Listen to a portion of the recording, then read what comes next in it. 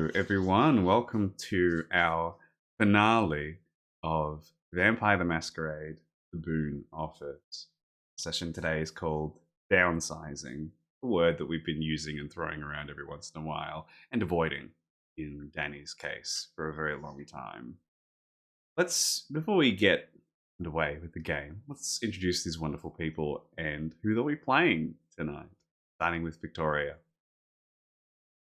Hi, my name is Victoria Vela, and I'm going to be playing Luis Estrada, the the accountant Tremere who is also a stripper and is just he's gonna go through it. You said it. Finally. Fine. Hello, my name is Serena Montgomery, and I will be playing Sunrise, one half of the Ventru of this office. I don't really have a job title. I'm just always happy to be here, and nothing can go wrong because we've done excellent every single day since we've been called in. Nothing's gonna go wrong.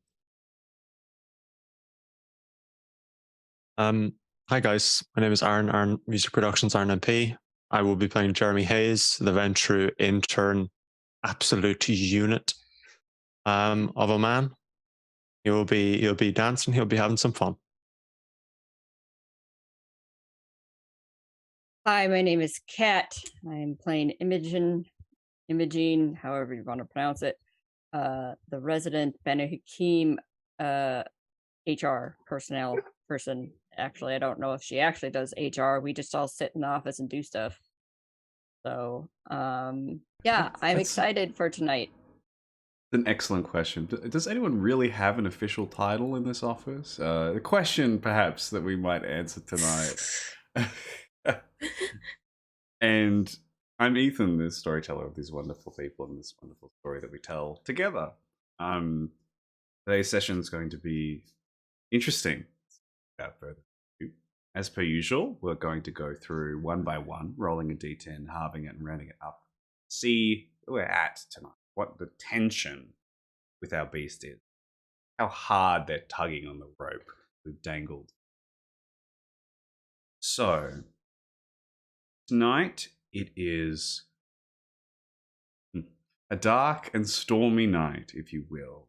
There are roiling clouds, booming thunder, crackling light ahead, these blue sparks that fly across, occasionally hitting the tops of the large towers of New York City. Rain cascades down, buffeting people in the streets. They're all wearing their clear ponchos to cover, using their black umbrellas, which they need to hold on to for dear life, as people make their way to and fro. It is Friday night, last day of the week. They're wrapping up their job, organizing themselves for the weekend, and running home as fast as they can, or running into the nearest bar, club, place to eat, place to get something, some sort of sustenance, some sort of shelter from this overwhelming storm that has suddenly whisked its way across. We are here.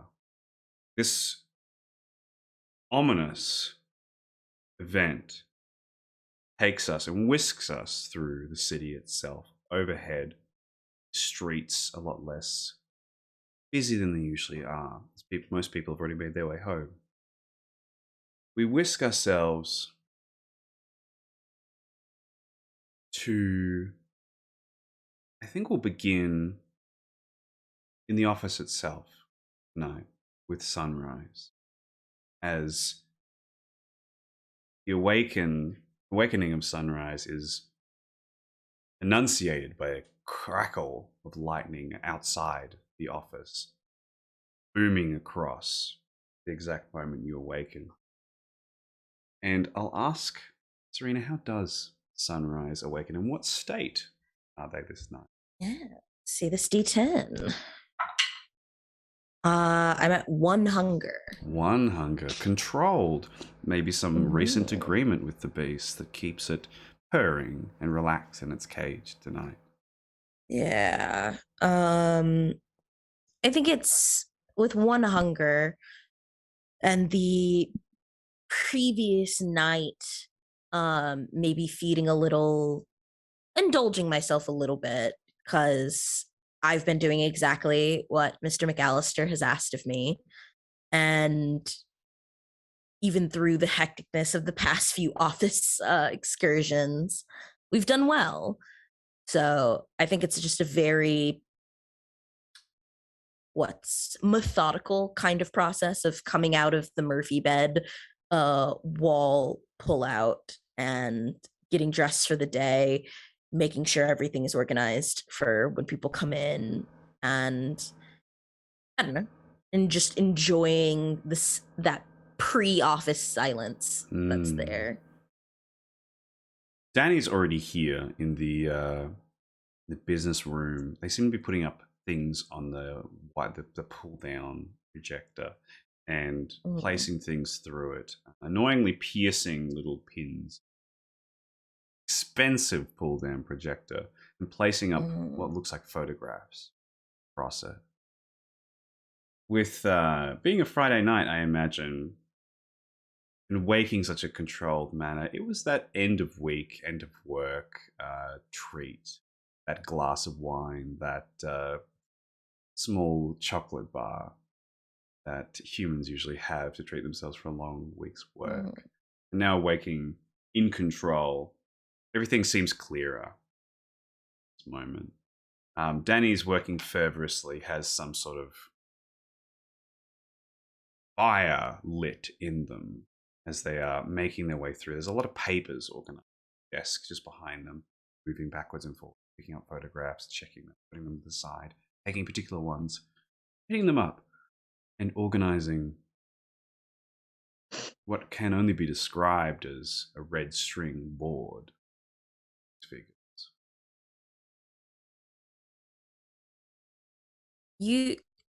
Just knocking on the door to get his attention. Danny, we have a cork board. You don't have to put it on the projector. Danny makes his way over, opens the door, like only a crack. He doesn't actually let you inside just yet, and pokes his head through and says, "Yeah, it's not as grandiose. It's not as showman-y than I wanted." And the projector sort of lights up everything too. So I thought it would be really flick that on and off as like a dramatic effect. And maybe I can put on some colored things in front of the projector screen and like nice reds and blues and really make it come to life. Really make it special for everyone. All right. I'm not going to look too deeply into that. Good. It's gonna be a great surprise. You're gonna be so excited. It is really not. It's gonna be great. You have to trust me on this one. Sure, Danny. Sure. When have I led you astray? I can't answer that. Never. Right exactly now. Right. Never. As part of the family business, never. It's my job as captain of this ship, this family, this friend ship, to organize this and sail it onto better oceans. All right, I'm gonna leave you to your business then. Okay. Closes the door, goes back to his organizing of papers, shuffling. He sort of almost slaps the photographs and with a big smile on his face, making his way across and pinning them up against the. Okay.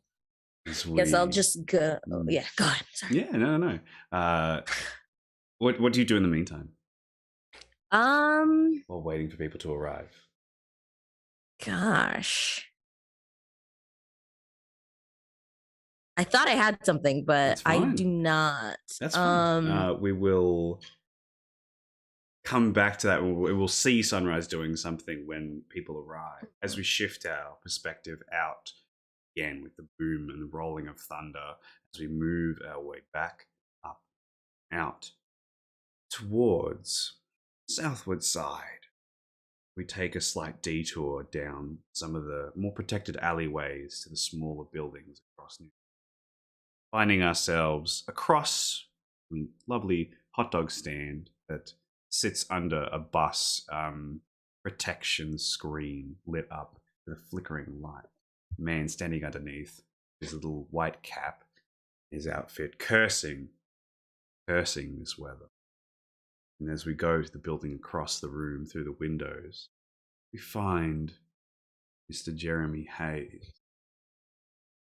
And how do we find Jeremy Hayes tonight? So tonight was Friday, correct? Friday night. Thank God it's Friday. End of the week. Last day. That means last night was ladies' night, so that means Jeremy That's was right. out. Doing his usual thing, trying to acquire courtship is the way that we'll describe it here.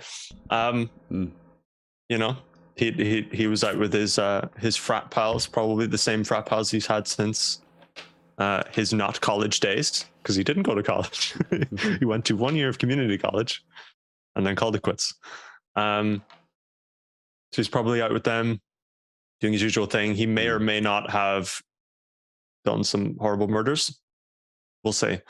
I should roll first before I decide that. Yeah, let's see. It's a good idea. What relationship we have. Okay, I rolled a nat 1, which is great for me. That means I'm on 1. 1 hunger, very satiated, meaning ladies' night was extra fantastic, as it should be. Everyone was having a great time and made a deal. Beast.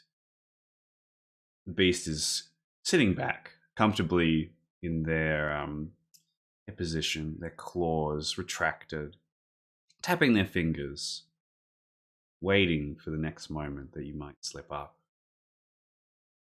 How does Jeremy awaken this night in this condition?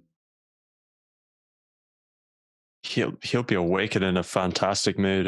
It might not be as incredible for Jeremy as a zero hunger ride, a zero hunger high, but he does feel good.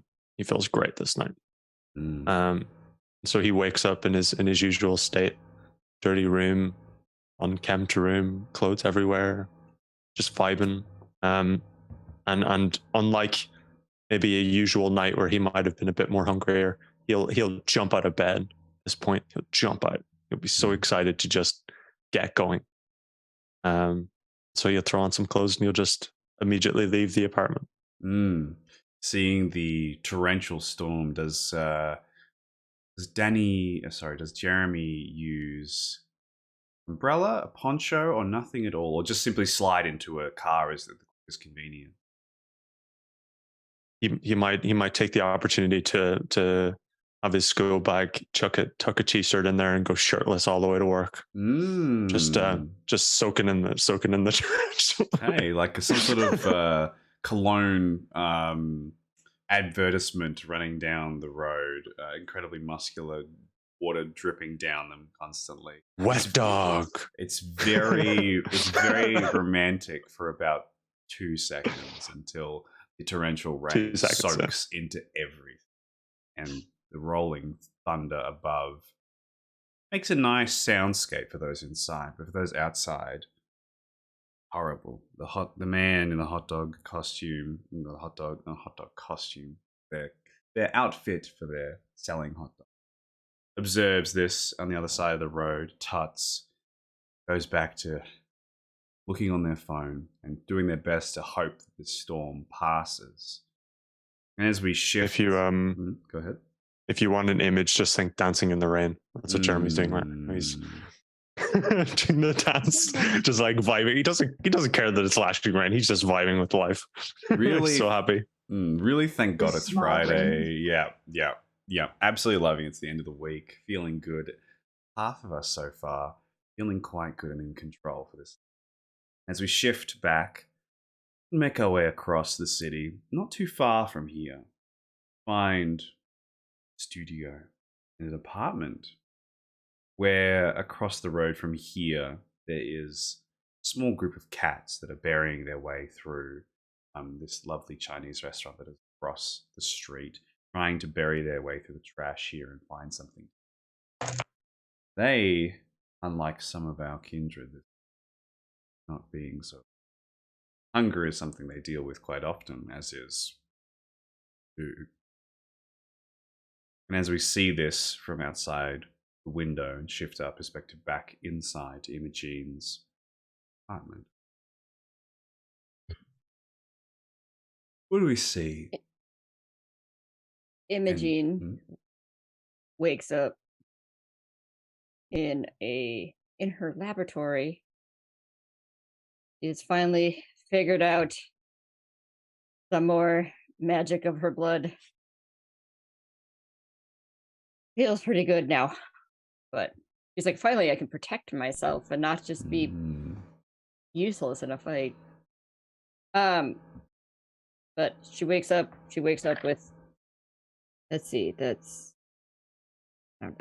wakes up at 4 hunger. Much like the cats across the road digging their way through this place, finding anything they can, battling each other, scratching, hissing, fangs out.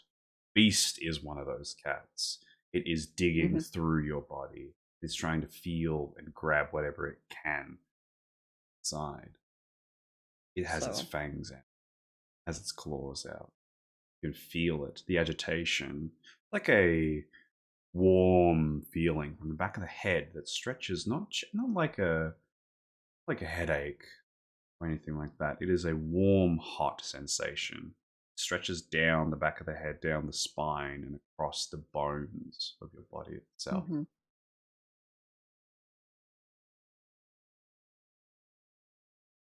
not at hunger 5. I can't do ride the wave yet.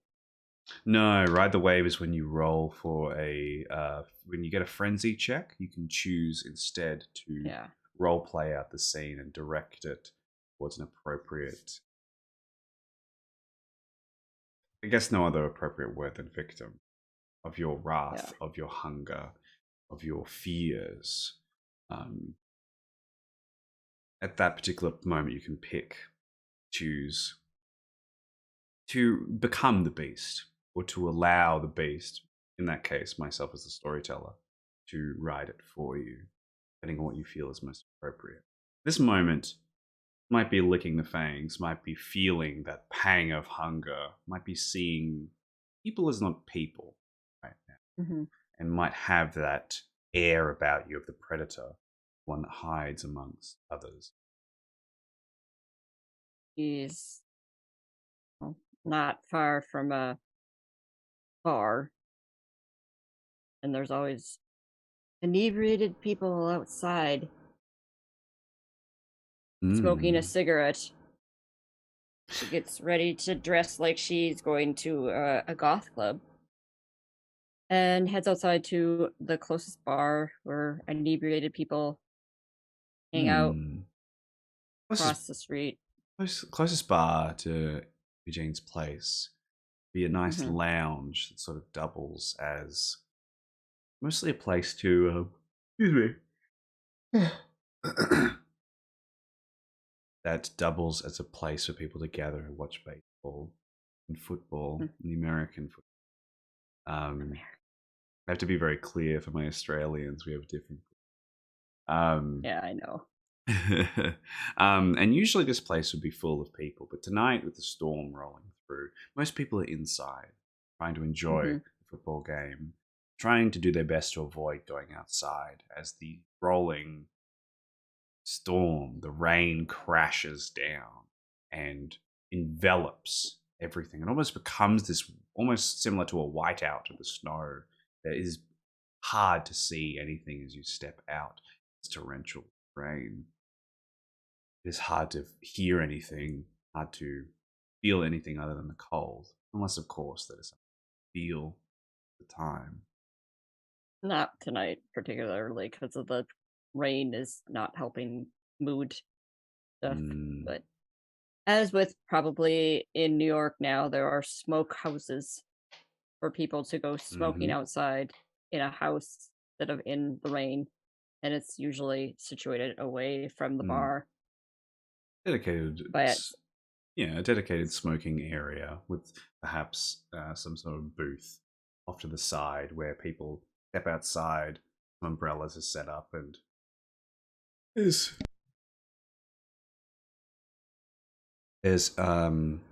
two people, a man and a woman, outside, sitting opposite ends of each other. Both appear to be here to just drink, just relax, enjoy their night off, and slowly smoking away. The wisps of the smoke get very caught and swept up in the torrential wind that buffets through, making her dark hair flip up and his shirt ruffling. Particular moment. And if there's two, she doesn't really want to deal with it, so she'll just leave and drink the entire whatever it is at the office. All right. Thinking better of it in your current situation, you head towards the office. And as we shift away from these two people, looking, an occasional glance looking at each other, one of them looks off to the side, sees cats making their way down, away from the alleyway, finding somewhere else, different place, to find food. We shift quickly northward, rolling with the thunder, the wind, torrential wind, towards glass areas, more fancy homes. We're here, we see the poor sight of a dog, small, white, fluffy dog, rich part of the area, left out in the rain, doing its best to find shelter. In fact, it is sitting outside Luis Estrada's home under the cover of the front door, doing its best to keep dry. It's keeping itself quiet, making sure it's not being known. Perhaps it senses the thing that lives here. Perhaps it knows. But it chooses this type of survival instead. How does Luis Estrada awaken this night? Well, he has 2 hunger right now, and he's just been getting bad vibes. Like, he has aspects, so he has premonition, and so he's just been Long Island mediuming it, and and he's just been having bad vibes. The stars aren't aligned. The Mercury's in retrograde. Something's off. You have this sixth sense, quite literally, of when things are right, when things are wrong. And when you awaken tonight with 2 hunger, being quite in control, beast obeying itself, but making sure to let itself know, like a bouncer cracking their knuckles to make sure you remember that they're there, like the occasional hiss down the alleyway as you accidentally approach it. Makes itself known. It doesn't stop you from going where you want to go. It doesn't stop you from doing what you want to do. Just reminding you these things. You awaken in control. Because he has bad vibes, he's going to prepare his escape spell, his escape rituals. Okay. Is it perhaps a manic waking up, a gasp, a feeling, and a sudden drawing of blood and preparing and organizing this ritual is the first thing to do? He sort of he gets up and just sort of, when you just pause a bit when you wake up, just to recenter yourself. I don't know. But he does that, and then he's just like, I don't like that. And then he starts.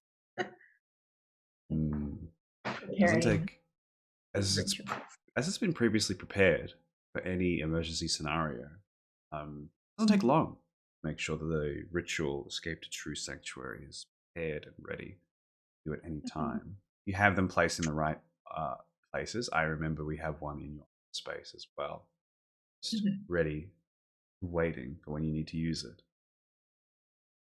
And he'll also do incorporeal passage, just in case, Yeah, just absolutely. in case. I guess maybe he's also anxious because there's a thunderstorm outside, and his electrical power within him is sort of rearing up, like a few little sparks like dance between his fingers. Mm. Now, the only thing you need to do now for any rituals you prepare is a rouse check. When you use them, when we make the ritual roll, to see if they succeeded or passed. Good. Excellent.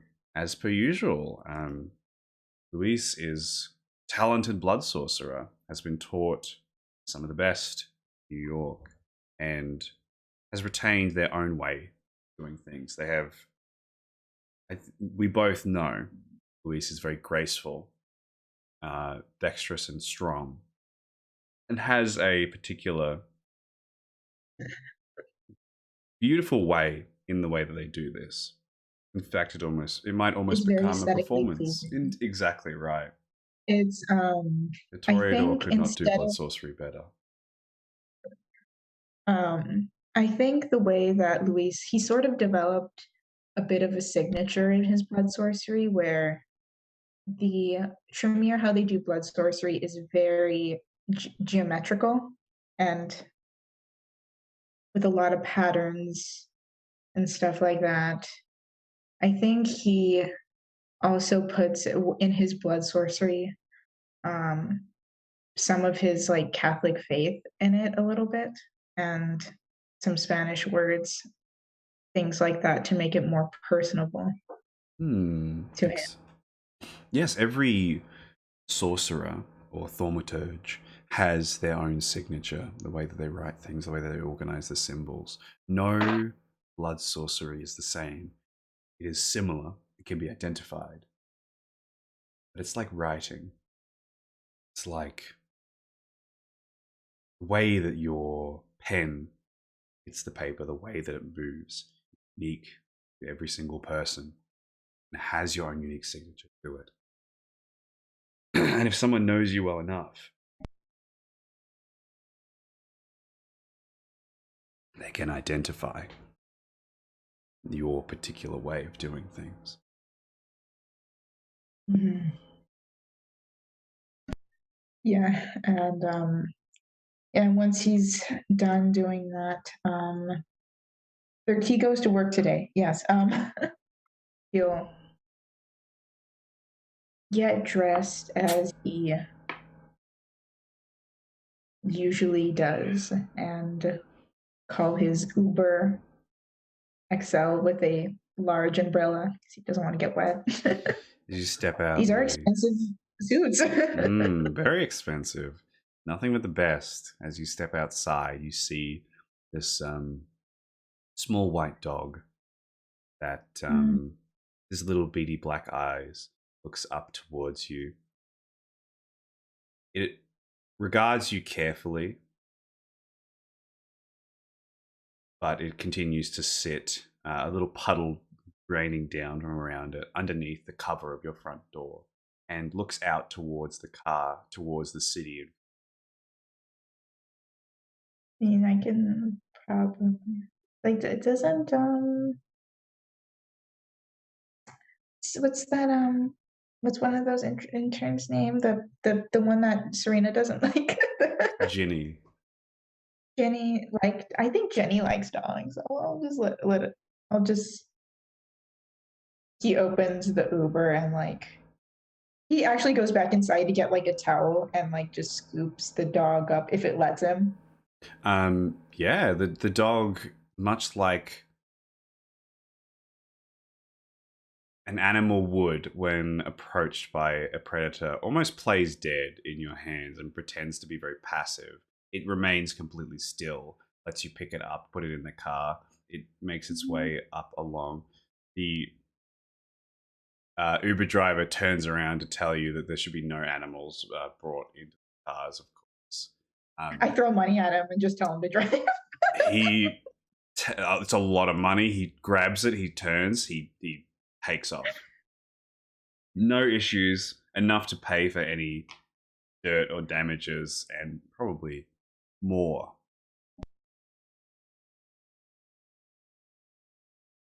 And as you're making your way through the city, it's a bit less busy tonight, a lot easier to make your way through. The dog parks itself on the opposite seat to you, keeps its eyes out the window the whole time, looking towards the city. And even as you wind around, the dog finds the courage to step up towards you. Doesn't step over you onto your suit or getting it wet or anything, but looks through the window towards the city. Almost like it's mesmerized or transfixed by what it sees. As you...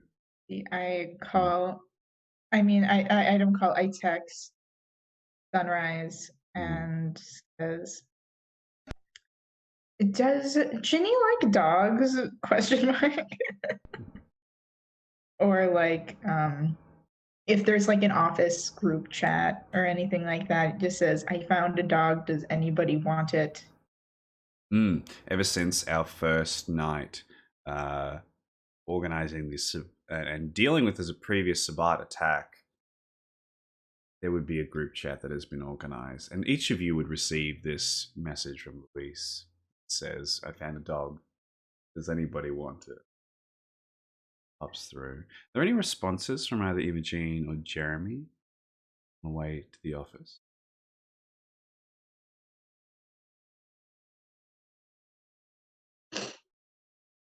Is perfectly fine if there is just silence between them.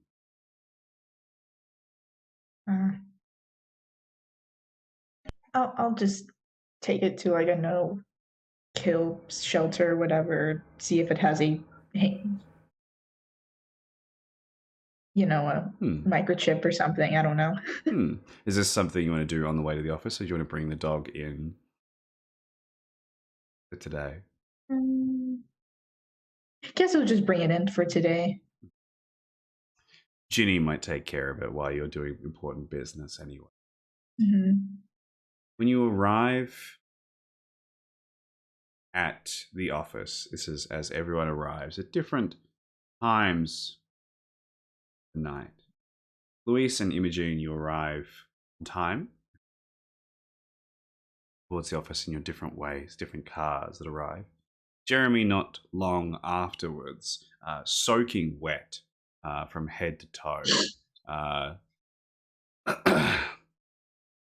And with this lovely little white dog that's also sort of still dripping water underneath Luis's arm, or trotting along beside Luis as you... He has like a towel that he sort of wrapped it in, kind of too. This lovely little white towel that almost blends the dog in, and you can only see its little black beady, black eyes as it looks around cautiously.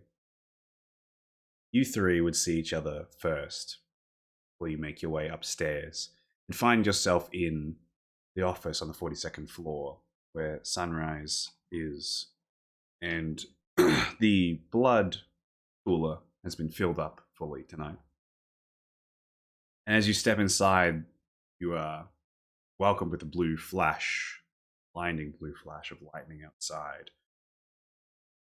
Crash of more rain as the wind shifts and changes and brings the full might of it against the windows of the office here. You can constantly hear that crashing rain in the background. You have to speak a little bit louder, as a matter of fact. This night, as you all reconvene in the office, you see Danny in this space over there, in the meeting room office, getting these pictures, organizing them and putting them up. Seems like he's just wrapping up this organization as you arrive here. I think Luis will just go up to Ginny and say, "Can you take care of this for a bit?" Ginny, having arrived at a very similar time as all of you, you hand off the dog to her. She goes, "Oh, of course. Hello, little thing. How are you?" The dog looks up at her, licks her on the nose. She laughs and pats it gently, and holds onto it and hugs on it really tightly. Her anchor in the office this night. Self-centered. Like, great, she's an animal person. I had those vibes. She gave off very big golden retriever energy, I guess. Where did you find him? He was outside my haven. I felt bad it's raining outside, so Oh, the poor I was gonna baby. take it to the animal shelter, but I didn't really have time, so I just took it here. It's okay. I'll make sure that they get a nice, safe home for tonight, at least. Thank you. No, thank you. Holds onto the dog tightly, and the dog turns its head and watches you walk away as you make your way back to the others, where you find Sunrise, Jeremy, Eugene, Jeremy too. Rufus is in the back rooms as always. Ginny now has a dog sitting on her lap, and she's no longer doing work.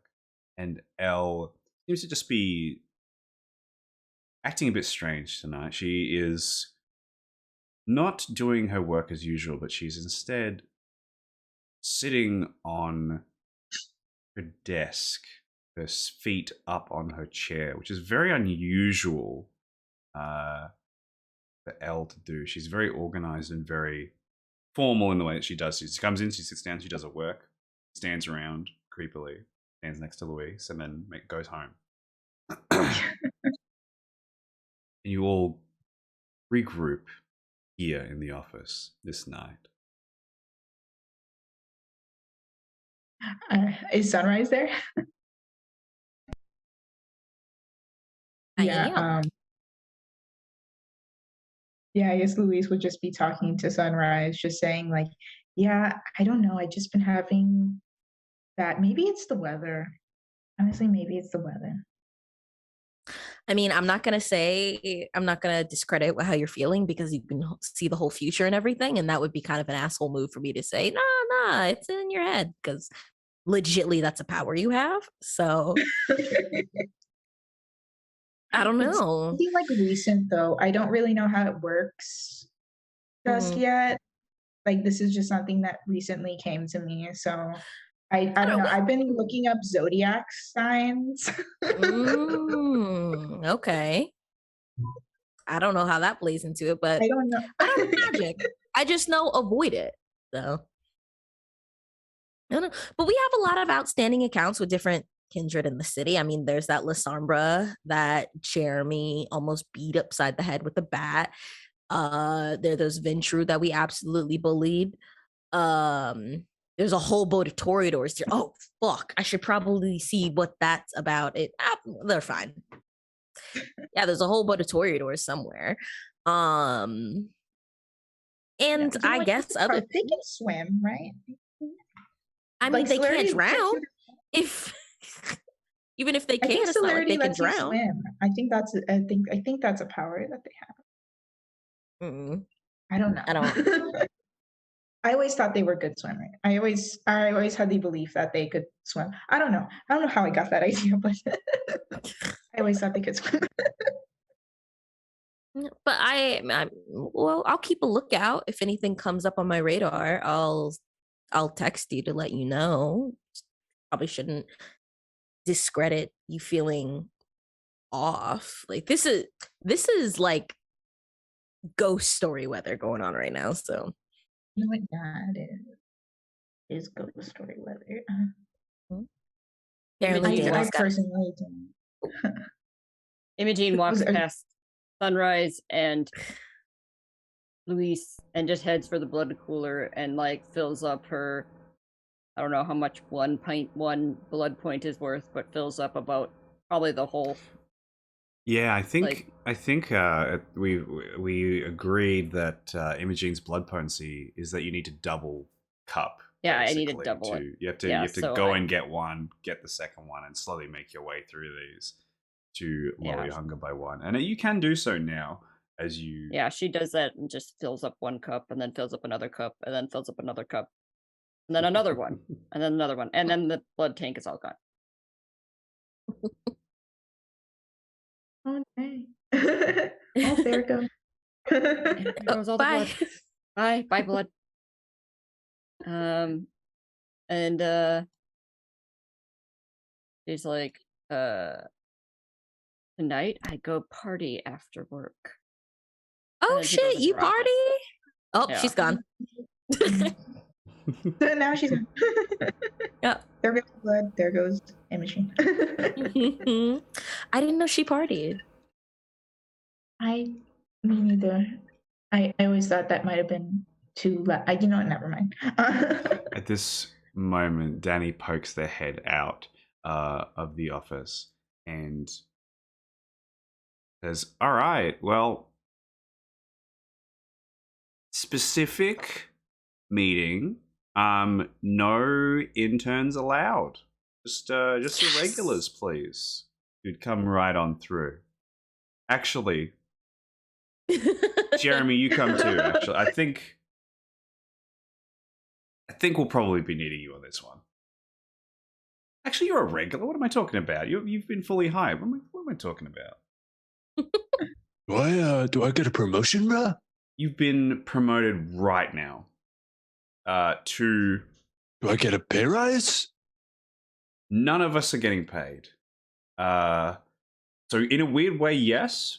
You get a pay. You get paid with status a little bit. Yes, exactly right. You'll get your little harpy status. Thank you. Opens up the door, invites everybody in, organizes some chairs for you all. It looks like an LAPD sort of like noir film, how to catch a killer sort of thing in here. There's a bunch of people's photographs with red string organized on them. Lots of notes being taken of them. I've seen commercials about this game. It's going to be a real fun game. It's going to be a big game. Why does this one look like the prince? Oh, well, that was... Imogene appears out of nowhere. It was a comment that I was going to make that I've caught myself. We've had these talks before. It's because we're all the same clan doesn't mean they're all the same people. Okay? That's on me. That's on me. Everybody sit down. Have some blood with you. You're going to need some blood with you. He goes out, gets blood cups and hands them all to each of you. Sits you down. Do we have any... Why am I even asking you guys this? I'm sorry, I'm just so excited. Like, big news has come through. He slams the door, puts the shutters down. Really big news has come through. Downsizing has happened. And you're all still alive. So, congratulations. All the work you've been doing over the past few months has been exactly what we needed. To keep this business afloat, to keep us organized, and to keep things going. So does that mean we're out of the woods? Sort of? Well, as the people who've been kept on as part of the business and part of the whole Boon organization, we will be tasked with points to all the photographs with these red strings across them. The downsizing itself. So this is the Smith Boon services. You'll notice there's about 6 of them at the moment. There was a bit of downsizing earlier with them. Because of their embarrassment at the fun run, because we did better with them at the blood drive and all the organization business they've been having, there's going to be a bit of downsizing with the Smith Boon Services office. And we all get the privilege of downsizing them. Sunrise. I feel like you're saying downsizing, but you're definitely trying to imply a different kind of word. Could you be a bit more specific? I would love to. Okay, let's use Camarilla terms because I'm more comfortable with that. So,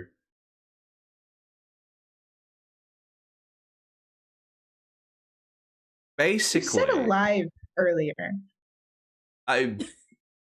Let me put this in terms. Kadir talked to me about this, and it's a lot. There's a lot of words going on here, and I need to process this. I'm just very excited that we're all still alive, that none of us are on the other end of this. Are you saying they're being blood hunted? Yes.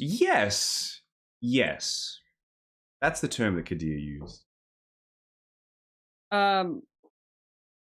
So that Did was Kid- on the line. Someone else. Yeah, sorry. So to be Someone else take over. I need to ruminate. to be clear, this is not just any sort of, citywide blood hunt. It's not like a big, everybody goes and eats everybody else or fights everybody else. This is, this is between businesses. It's personal. It is personal. Because I mean, put it this way: we could have been up here, and if we don't prove that we belong off here, we might be up here. So, So wait. So for the last plenty of few questions. weeks, Go ahead. So for the last few weeks, we've been because I thought the downsizing was we were going to get fired. No, we're going to get fired from life. Yes, I don't know how I could have been more clear about that.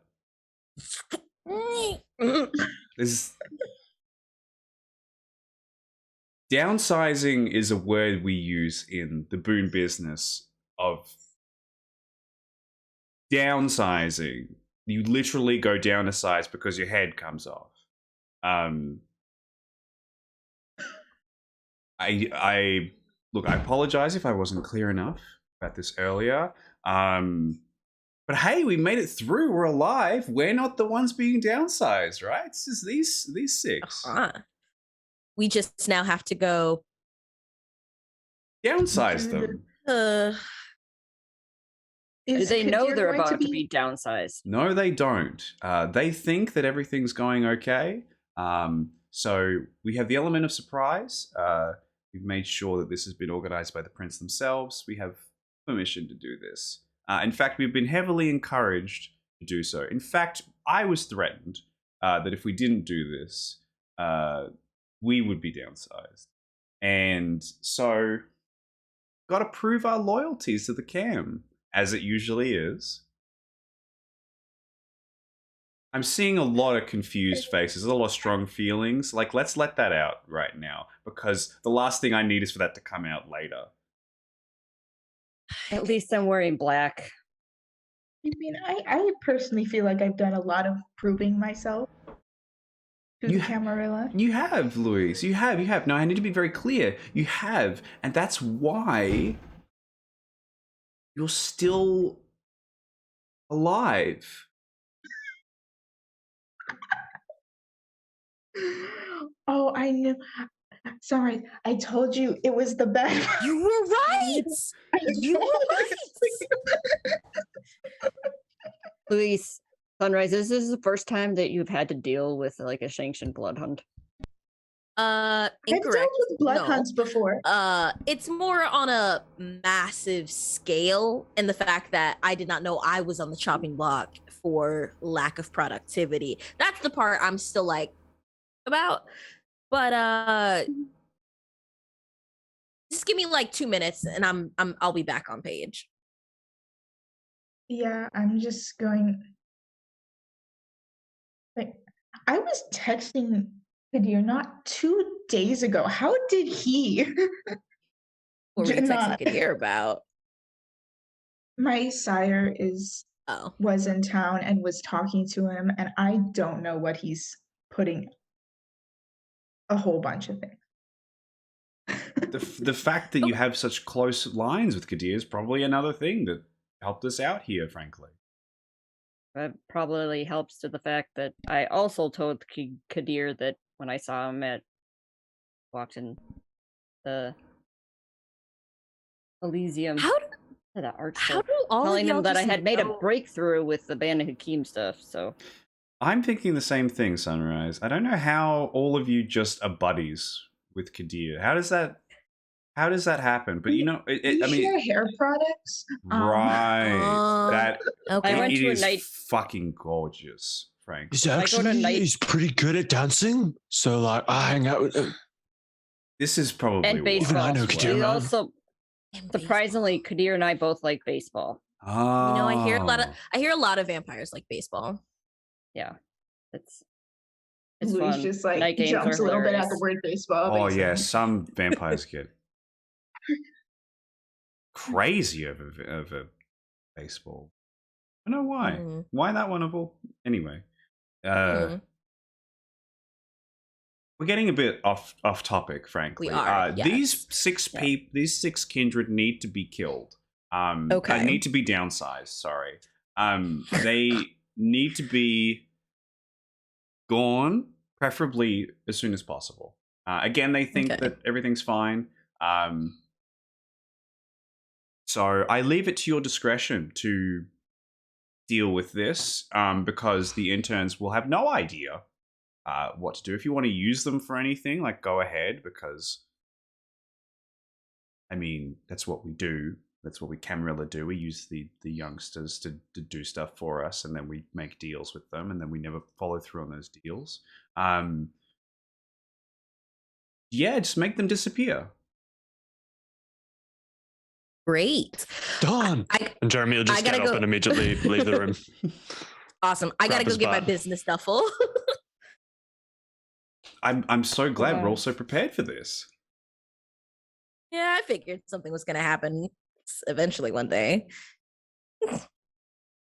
I already had bad vibes. I don't know. So Good he's just, yeah, as soon as he vibes. said Good. it. It's good. It's Mhm. good. It's good, Louise. Because we're not them. We're not being downsized. It's a good thing. Yes, it's just what's shaking us is that we could have been them, and we didn't know we could have Well, been them. you know what? I had faith in this family the whole time. That's why I might have been a bit pushy. I might have been a bit, on the edge recently. But all of you came through. Like, I knew that you would, because that's what we do at the Schmidt Boon Oh. delivery service. This is what we do. We Cool. come through. We finish strong. That's not our motto, but it might as well be at this point. Finish strong. Anyway, Anyways, I go, who are we going after tonight, Danny? he gives and you. what clan do I need to know Well, there's a to few. deal with? Pretty much one of everything. He gestures to this handsome young man who's got a very chiseled jaw, very sharp, looking very short brown hair. This is Philip. He's the Mhm. receptionist. Oh, Ventru. First person you'll probably meet if you walk in the front door, which is an option, I suppose. This one, he gestures down to this really kind, dark-haired woman with this sort of green turtleneck sweater on. This is Jenny. She's the gangrel. Loves her cats. Loves her cats so much. Do not hurt her cats. You hurt her cats, I'll kill you myself, frankly, because we don't I do that. don't hurt animals. That's why I No, feed from good. humans, because I don't like hurting animals. Excellent, good. People deserve it. Animals don't, frankly. Anyway, so that's Jenny. Gestures to this very dapper Nosferatu in a suit, who it's like a photo from like the 20s, who is dancing with this very beautiful young woman with blonde hair, long silky dress. This is Reginald. He's in IT. Probably someone you want to look out for first. He looks really strong. Probably wary of that one. He gestures back down again to this 70s young 30-year-old woman with straw blonde hair that looks like it's been bleached way too many times, a tie-dye shirt. This is Ariana. She's their Tremere salesman, just like you guys. Gestures across again to this old woman with very large glasses that make her eyes look enormous, with curly white hair, with a kind smile. This is Olivia. She's an Toreador salesman who's there as well. And finally, it looks and it points to the last man, who is sort of an older gentleman, maybe about 60 years old, balding, and has the brown professor jacket over with the tied in, sewn in elbows, very professor look to them. This is Terry, the Malkavian salesman of them as well. So you got a bit of everything there, really. Just like us. So They're just like us. I shouldn't make that connection. They're very different. They're terrible people. They've done a lot of awful things. What is the Uh-huh. other Toreador's name again? There's only the one. It's Olivia. The old. There's a Malkavian. That's right. Yes, Terry the Sorry. Malkavian. Terry. And this was sanctioned by the prince? Oh yeah, this comes straight from the prince. Downsizing's got to happen, one way or another. Can't have too much information stuff being thrown around because there could be mistakes that happen. So just us after tonight, just us.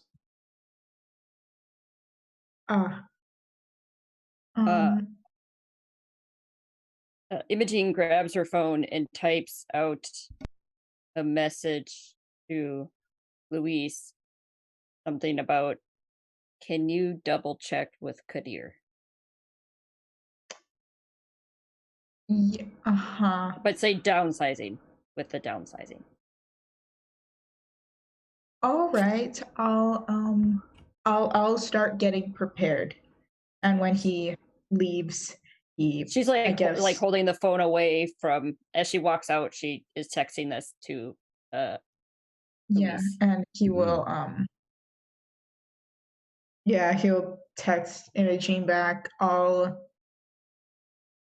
double check right now. I'll text him right now, and he'll message Kadir and say, is this downsizing sanctioned by the prince? The difficulty of a storm across New York is that it can interfere with a lot of phone signal. It'll take a little while for your message to actually send through once you find the proper place. Since you're in the office together, it's easy to send it through Wi-Fi. But there might be some interference.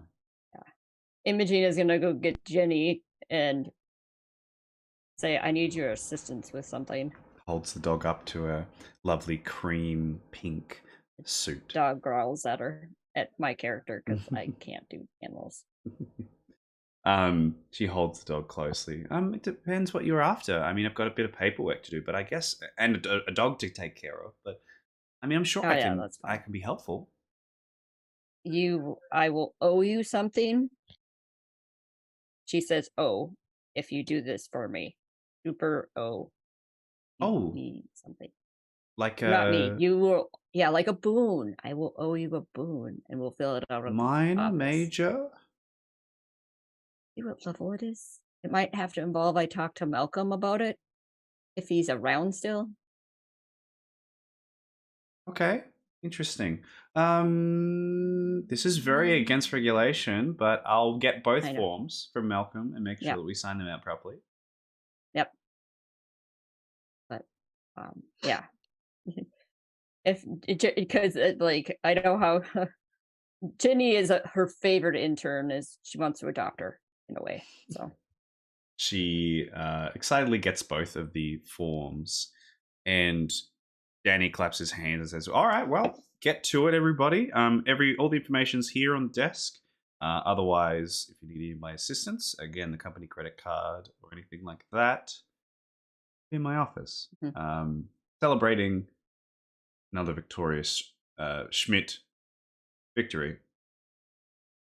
And good luck. Best of luck. Enjoy it. Have fun. Get each other's backs. No dying. Okay? Cool. He steps out, makes his way back to his office, closes the shutters, and you are left to your own devices. Yep, I guess I'll go get my this is a much older duffel bag, back when I was a ghoul, that had all of my actual ghoul business stuff in it. So I'll go dust that bad boy off. I I think I'm going to run with the fact that I seem to have zoned out when you were describing what the mission was. Jeremy might just exit the office, grab his bat if it's on hand, and then just try and find someone in the office to beat on because he wasn't listening. And so he thinks that we have to kill the rest of the interns. Okay. It depends on who you think first person I am is. going to try and intimidate Johnny into the light, if at all possible. Who's Johnny again? Can we like roll to see what The Nos. he's doing? Yes. Oh, if you can find him. The Nosferatu, yeah. If you don't have Sense the Unseen, you will not be able to find our intern. I'm just going to Nosferatu walk into the open space and try and coax him into the light. I'm not going to try and find him. I'm trying to make him come to me. Okay, interesting. Go ahead, Luis. Actually, can I? Jeremy, do a manipulate. Oh, it's not really intimidation. If you want someone to come to you, it's more persuasion. It'll be manipulation, persuasion. Intimidation is to stop things from escalating further. Luis, go ahead. Okay. Oh yeah. Wait. What do I roll for to stop what's happening? Oh no, sorry. I'm asking Aaron to make a roll. What were you going to do? Can I roll to see what he's doing? Like, can I figure out like, that he's trying to? I imagine, Aaron, Jeremy's not exactly subtle. Jeremy owns what he does, No. So you don't need to make any roll. He probably left the office saying, "We'll fucking kill that Nosferatu," or something along the lines of that. Probably not very subtle at all. Jeremy, the other office, not this office, the other office, not this one. Yeah, we don't take anybody out in this office. L turns. I rolled 6, by the way. 6 successes. This, for the first time any of you have ever seen this character, they sort of the chair hauntingly swivels slowly to its side at the desk of Alphonse. And Alphonse steps up, this large, gangly Nosferatu wearing what a sort of very much a newspaper kid from like the 1940s with that little hat, a brown coat over them, workers' pants, and some nice slippers across their large feet that their clawed toes are poking out of. And they are enormous, gangly, standing at about 6'5", bald-headed, pointed ears that sort of droop down at the ends, and just almost shards of glass as teeth is how they're shapen. He makes his way up. But what was it Jeremy was saying? He might be like, "Bruh, what was his name? Did you say? I thought his name was Johnny." Alphonse, his name. Okay. Well, I'll call him Al. "Bruh, Al, get over here! I have a job for you." He stands up out of his desk, looming up, and makes his way up over to the printer to where Jeremy is standing. Makes his way up and says, "Hey, Jeremy, what's up? I'm happy to help however I can." "You, my friend, you threw me out a fucking window, so you got this coming." And he like raises the bat, and then he just breaks into a dance battle. "You're dancing me right now." I don't think you want to do that, Mr. Hayes. "Dance battle, no, bro." He just literally just starts dancing. He's looking around for emergency help across the office as Jeremy's overwhelming presence of "Bro, I'm shredding you." Jeremy, we need to focus on. Alphonse continues to shrink each passing second as the dancing escalates. It's What is okay, Alphonse. We can just, you know, you can take a break today, Alphonse. We're gonna wait. like, okay, I'll wait till my scene comes up. So No, please she like jump in. pops her Yeah. head out.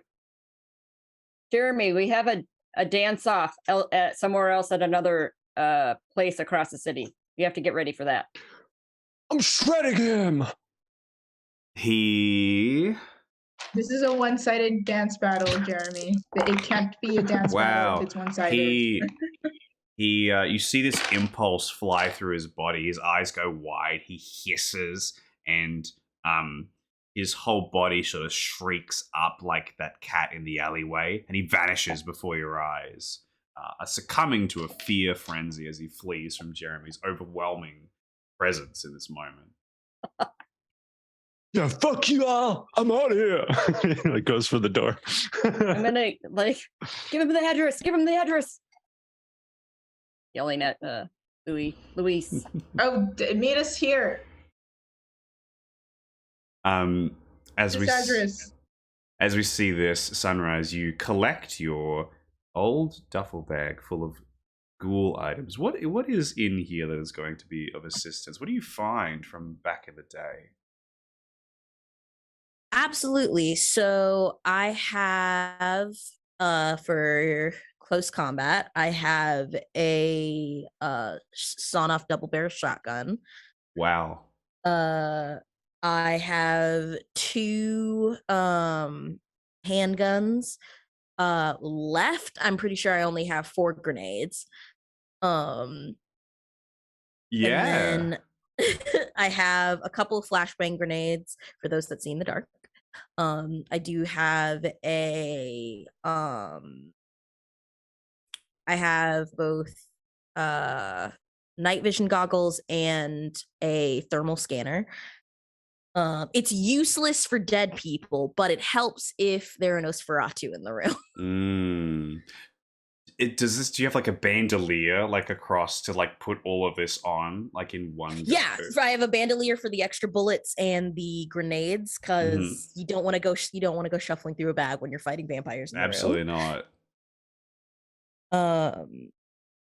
And just a lot of just mobile, like I have an old like Alienware laptop in there for on the move things if I can I as Serena don't know anything about tech, but gonna hack in the systems everywhere I go.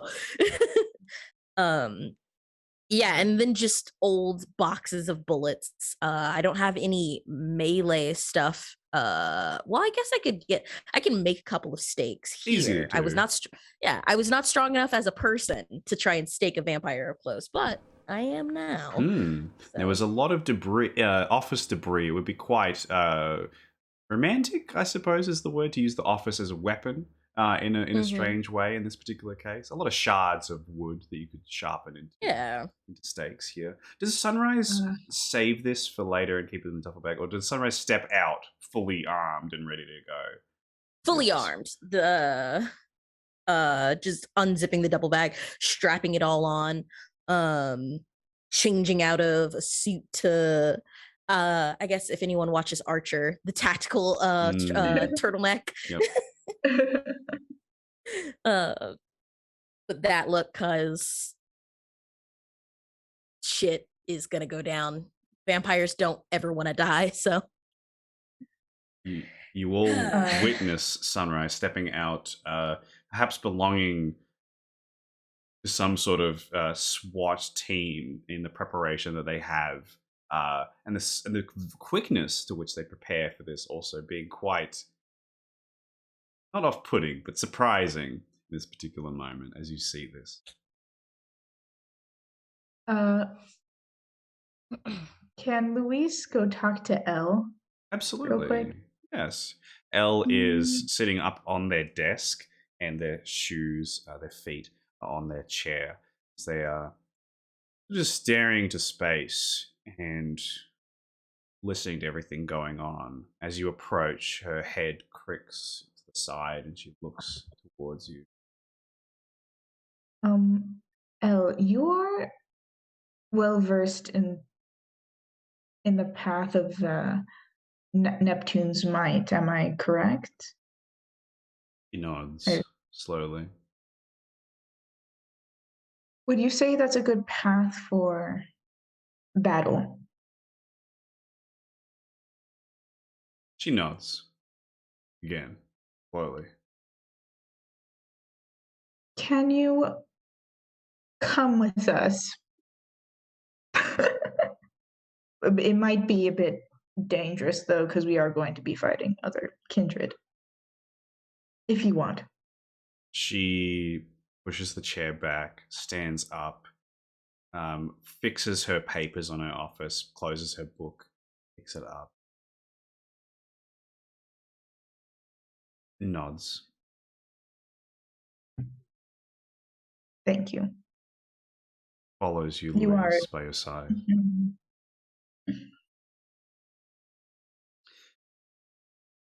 All right, I'm ready. Actually, Luis goes to change into something more suitable for. They're going to be running and doing athletic things. At this point, unless there's any last preparations our characters would like to do, go ahead. Jeremy's going to chuck on a t-shirt since he hadn't put one on since the torrential rain, and then he'll grab a little toy sheriff's badge, put it on. One prepared. Excellent. Plus two to damage, just for wearing it. As you all pile on into the company limousine, prepare to make your way down towards this office space. I think we'll take this opportunity now, take a short break, about 5 to 7 minutes, as our combat-ready kindred prepare for what's about to happen. Stick around. We'll see you in about 5 to 7 minutes. In a moment.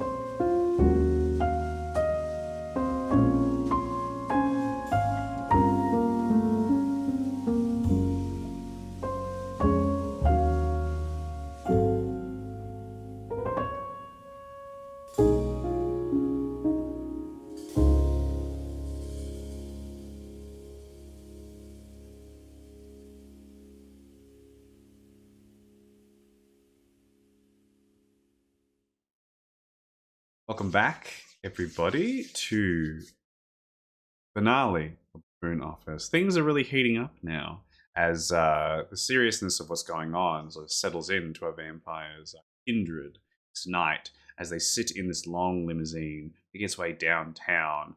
The roaring crash of rain against car windows and the roof overhead, almost like a swarm of flies consistently pursuing around. Is there any conversation or thoughts as our characters make their way? It's a short drive. Any preparations between each other? Can I check my other phone's text messages while during this car ride? Absolutely, you can. At this particular point, you would have received a few more messages of varying intensities until you receive one final one that simply says, "I'm coming to get you." It was sent yesterday. I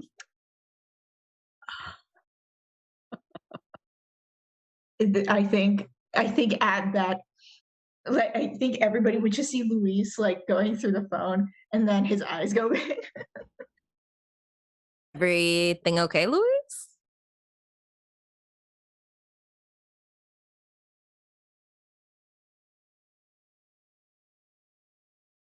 Okay, so that might have been a hypothetical question because based on your facial reaction, I know it's not okay. So let me rephrase. You could What's going on? you could use this to your advantage.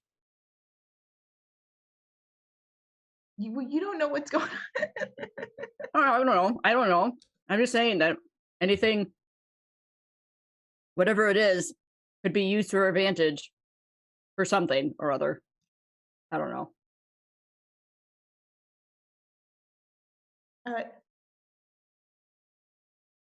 Sunrise, the horse is here. You ordered a horse? Wait, I mean, not an actual horse. uh-huh. I don't know if you watch a lot of television when you're bored. Yeah. During downtime and stuff like that. Do you know I'm constantly Do you know of the show Family Guy? Yeah. Yes. Do you know and it's become a bit of a meme, when the horse comes into the kitchen and the wife of the Family Guy. Oh. The horse is here. Okay. The horse that you know that I have. Okay. Yep. It might be here. Sooner than expected. I didn't know the horse left the stables. That's the thing. Do you have any sugar cubes for the horse? How are we gonna handle this? We're gonna handle this. He takes out the bun that he usually has his hair in. Okay. We're going to remind the horse that I have sugar cubes. That's gonna be the goal here. Yes. Put your sugar on the table. I like it. Yeah. Can I see your phone? She says that. I'm very sorry, and I throw it out the window. Okay. Clatters into a nearby drain and disappears beyond sight in the storm. It's fine. I'll buy you another one. What is this? Imogene gets one of her blood sorcery rituals ready, which is a new one, is Dagon's Call. If everybody knows what that is, it's kind of scary. Yes. And so I just have my lovely fancy golden laid ceremonial dagger ready.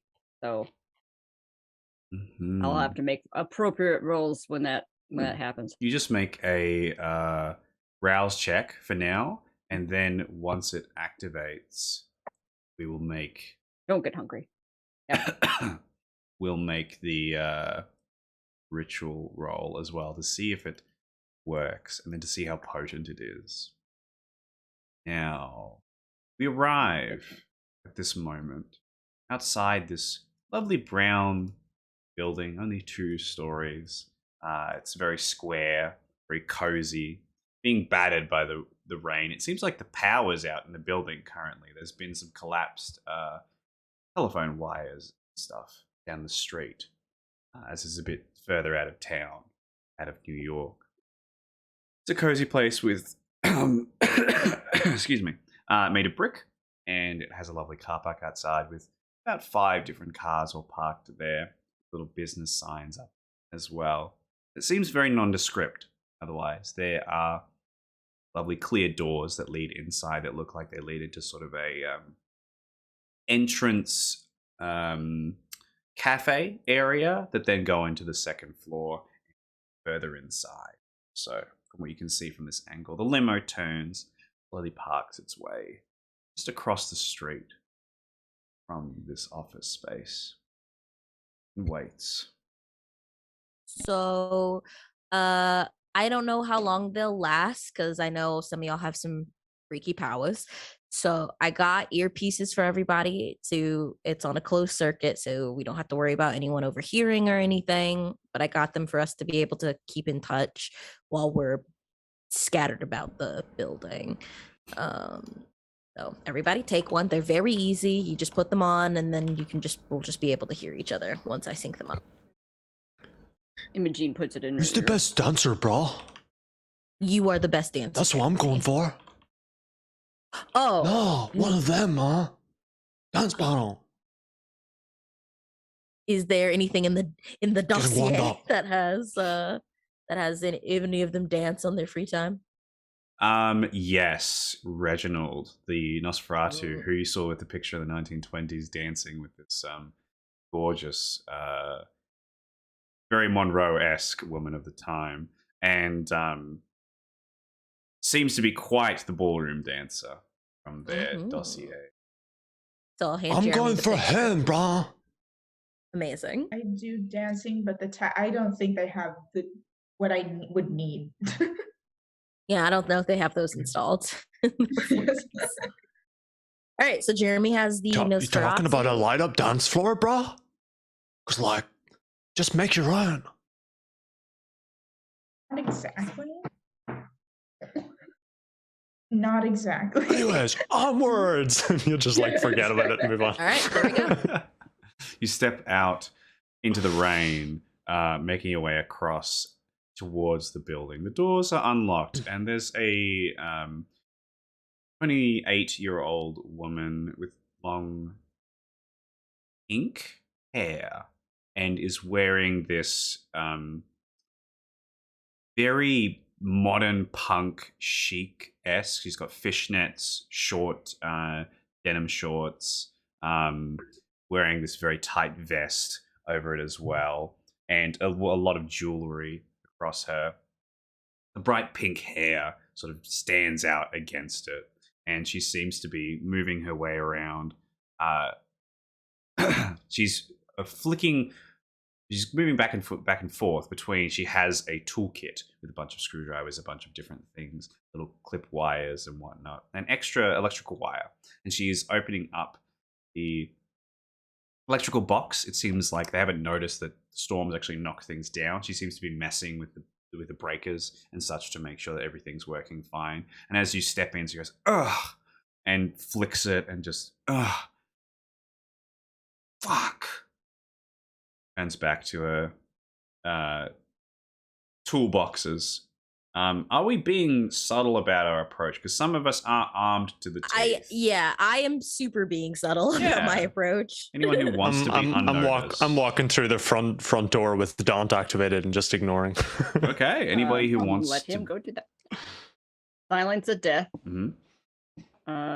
Unseen passage. Absolutely. Make a rouse check for your unseen passage. Anybody who doesn't use obfuscate can make a dexterity and stealth check. Ooh.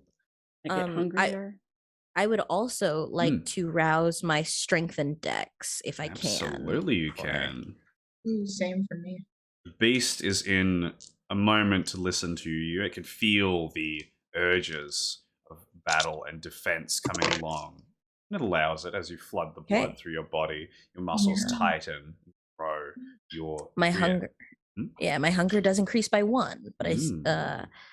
but okay, so Still those in are a both collective rounds. position as the blood rushes through the muscles up to the brain, making it electrical impulses work faster as we prepare. This woman continues to open up and shuffle through, finding new things. She eventually just gets the screw. She gets a monkey wrench and just starts hitting this thing as hard as she can, banging it. It dents the sides with the amount of strength she uses, and it sort of cocks to its side. She breathes out, puts the tool back, takes a new wire, starts replacing it, and doing her best to do so. Does this lady look like anybody that was on the list? She was not on the list of people, not part of it. Jeremy. Is this building specifically for this office, or is it like ours with a lot of floors with different things in? Annoyingly so, this entire building is their office. And as you step in, it's quite modern, actually. It's got a coffee machine. It's got this whole little cafeteria area that's part of the building that you guys don't have. It's got, a seating area for multiple people, a waiting area. It's got a whole warehouse as well out the back. Got a lot of really nice things that you guys don't have for some reason. You're very modern. I presume I was told what department Reginald's in. No, you wouldn't be told what department because they're sort of in their own office space altogether. It would be hard to miss them. They're just on the second floor. Okay, I'm just gonna go straight to the second floor then. That's my deal. Yeah. Okay. Wait, I Go got ahead. 3 for stuff. Yeah. Oh, I got 7 successes. 7 successes. Yeah, I crit. Damn, getting down on into an army crawl and making your way through the cafeteria quite efficiently, like you've done this many times before, avoiding her gaze. She looks over, like sees Jeremy out of the side of their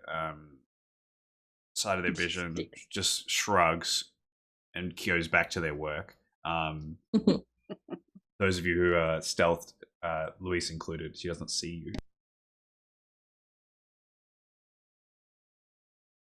Perhaps assuming that this is some kind of meeting with Jeremy. He's got a baseball bat over his shoulder. I mean, he has to look a bit conspicuous. Even if you do, she shrugs, she scoffs, almost like she does. I bet it's my sheriff's badge. Probably the badge that I bet she believes the authority that I'm just so important. As you make your way up through these winding stairs up into this very fancy modern office space. It has updated Mac computers all across the place, very shiny, very polished. Collection of little knickknacks across all these desks that are all placed towards the center of the room. The only disadvantage they don't have is they don't have private offices. They have sort of one collective space that they all share. But there are these lovely wooden desks that have these updated computers that are very clear. They have these very modern, beautiful ferns across the place. It's got sort of a brown-green aesthetic. Brown-green-white sort of look to it. Some nice paintings across as you make your way through. And as you step towards it, you can see that there is this lovely 32-year-old man, sharp looks, with glasses across the sort of black-rimmed glasses across their face, sitting behind on these desks. The computer screen is off. They are doing their best to write things down manually at this current moment. You're currently standing out in the hallway. I'm going to take this opportunity to just turn on prowess and pain and toughness. Yeah, go ahead. Make the rouse checks for those. Push yourself to the nth degree. Prepare for this. The man sort of takes his time, one takes fail, some one sticky success. notes, puts them up, and starts writing things on them. Pulls out his phone and starts snapping photos of things. Seems to be doing their job. And if you look around this, there's a door in front of you from the hallway with a very slit of a window on the left-hand side. Allows you to see through. You can see other people doing their best. You could see Jenny, the young brown-haired office gangrel, has 2 cats, one on each shoulder and one in her arms, and she's talking to the older woman, the Toreador Olivia, and they seem to be laughing and telling a joke between them. Goes back to her other section where Reginald the Large, Nosferatu, in a dapper suit, sits and offers this sort of bag of treats towards Jenny. Seems to be a lot of camaraderie in this office, even in this particular moment. I'm going to say this, in the car as they were coming over, would Lewis gotten a text message from... Yeah, I was about to say that. Yeah, From Kadir. No, you would not have. Okay.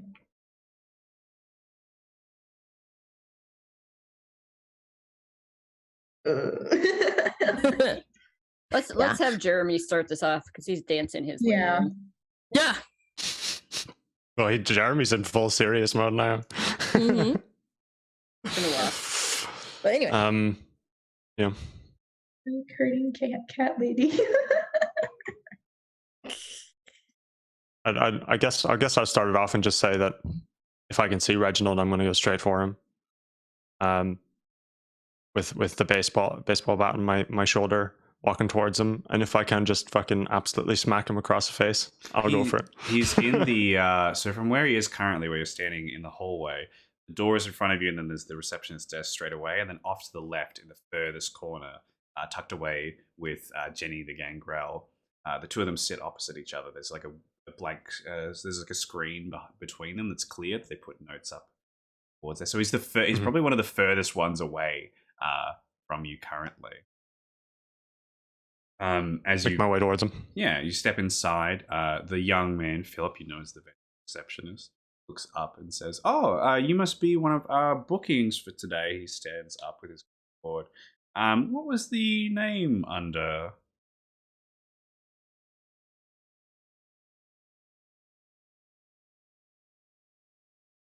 Sorry, I thought there was more to that. No. I still have Daunt active. Yeah, no, I still have Daunt active, but yeah, he doesn't even look. I'll just up ignore at you. him. He's just.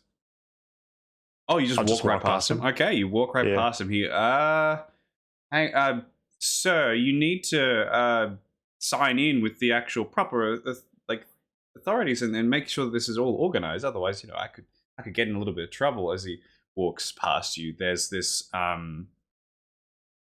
look from.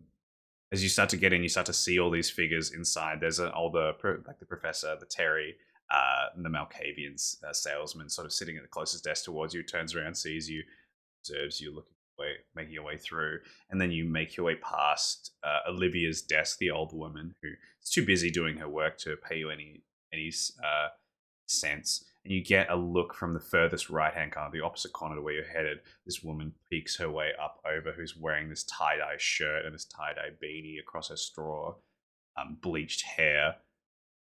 Gives a look towards Philip. Philip gives a look towards her and a shrug. He's wearing this very cozy grey vest over this nice white shirt.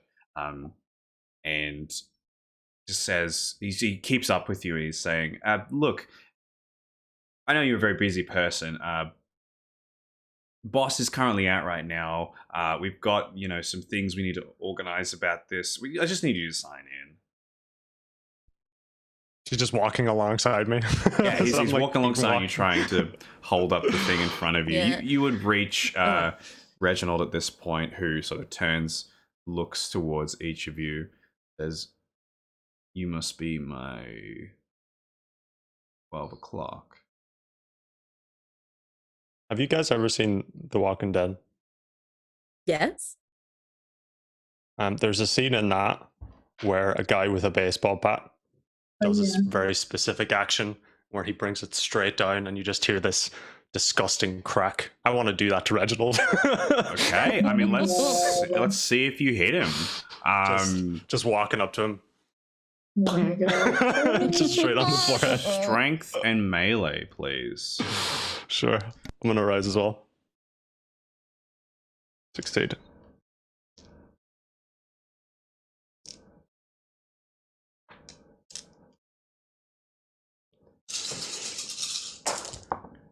So many dice clacking. Yeah. You'll have a little click clack with the dice. It's good.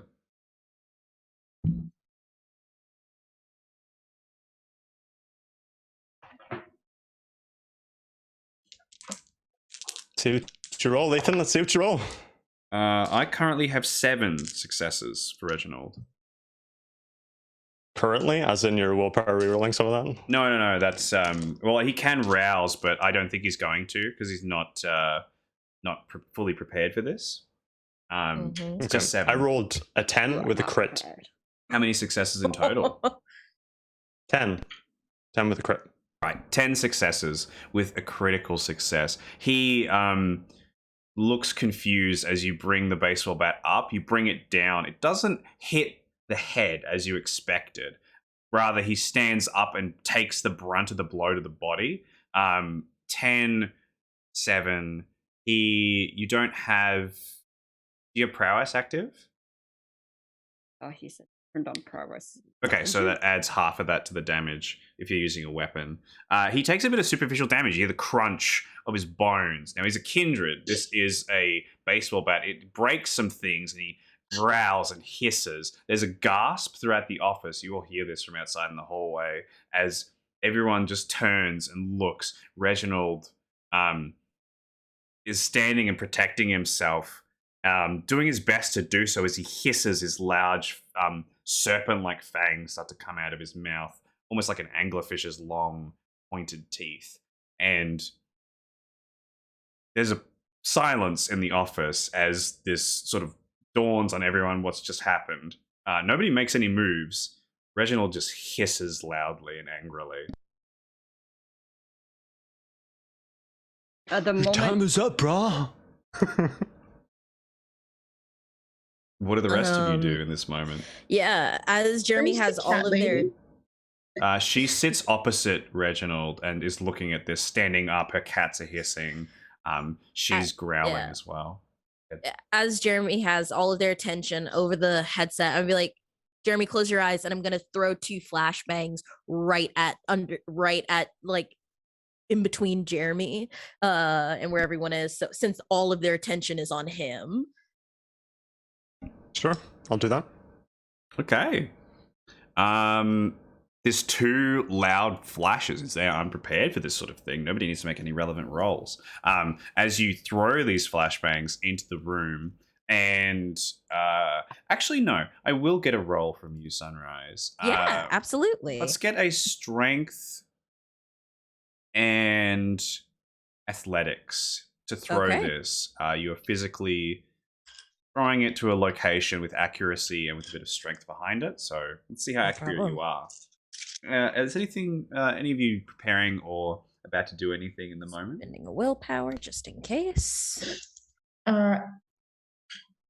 Can I go up to the cat lady and just say, listen, this is nothing personal, but this company fucking sucks, okay? It fucking sucks, and this is a shitty situation for you. I don't want to do this, but I like you and I like your cats. So if you can leave the city, just leave the city. You can get out of here alive. If you just leave the city. Leave the city with your cats, go make another life in a new city. Is there anything Imogene is doing in this particular moment? I'm just waiting to see how that all goes down before I Okay. do my little things, Yeah. like my ritual. So, Luis, you make your way through. Can I roll for like persuasion or something? Yeah, it's going to be a charisma persuasion, but it's going to be a very difficult roll. considering that there is a flashbang slowly flying through the air, and Jeremy has just hit Reginald pretty hard across the shoulders, broken some bones.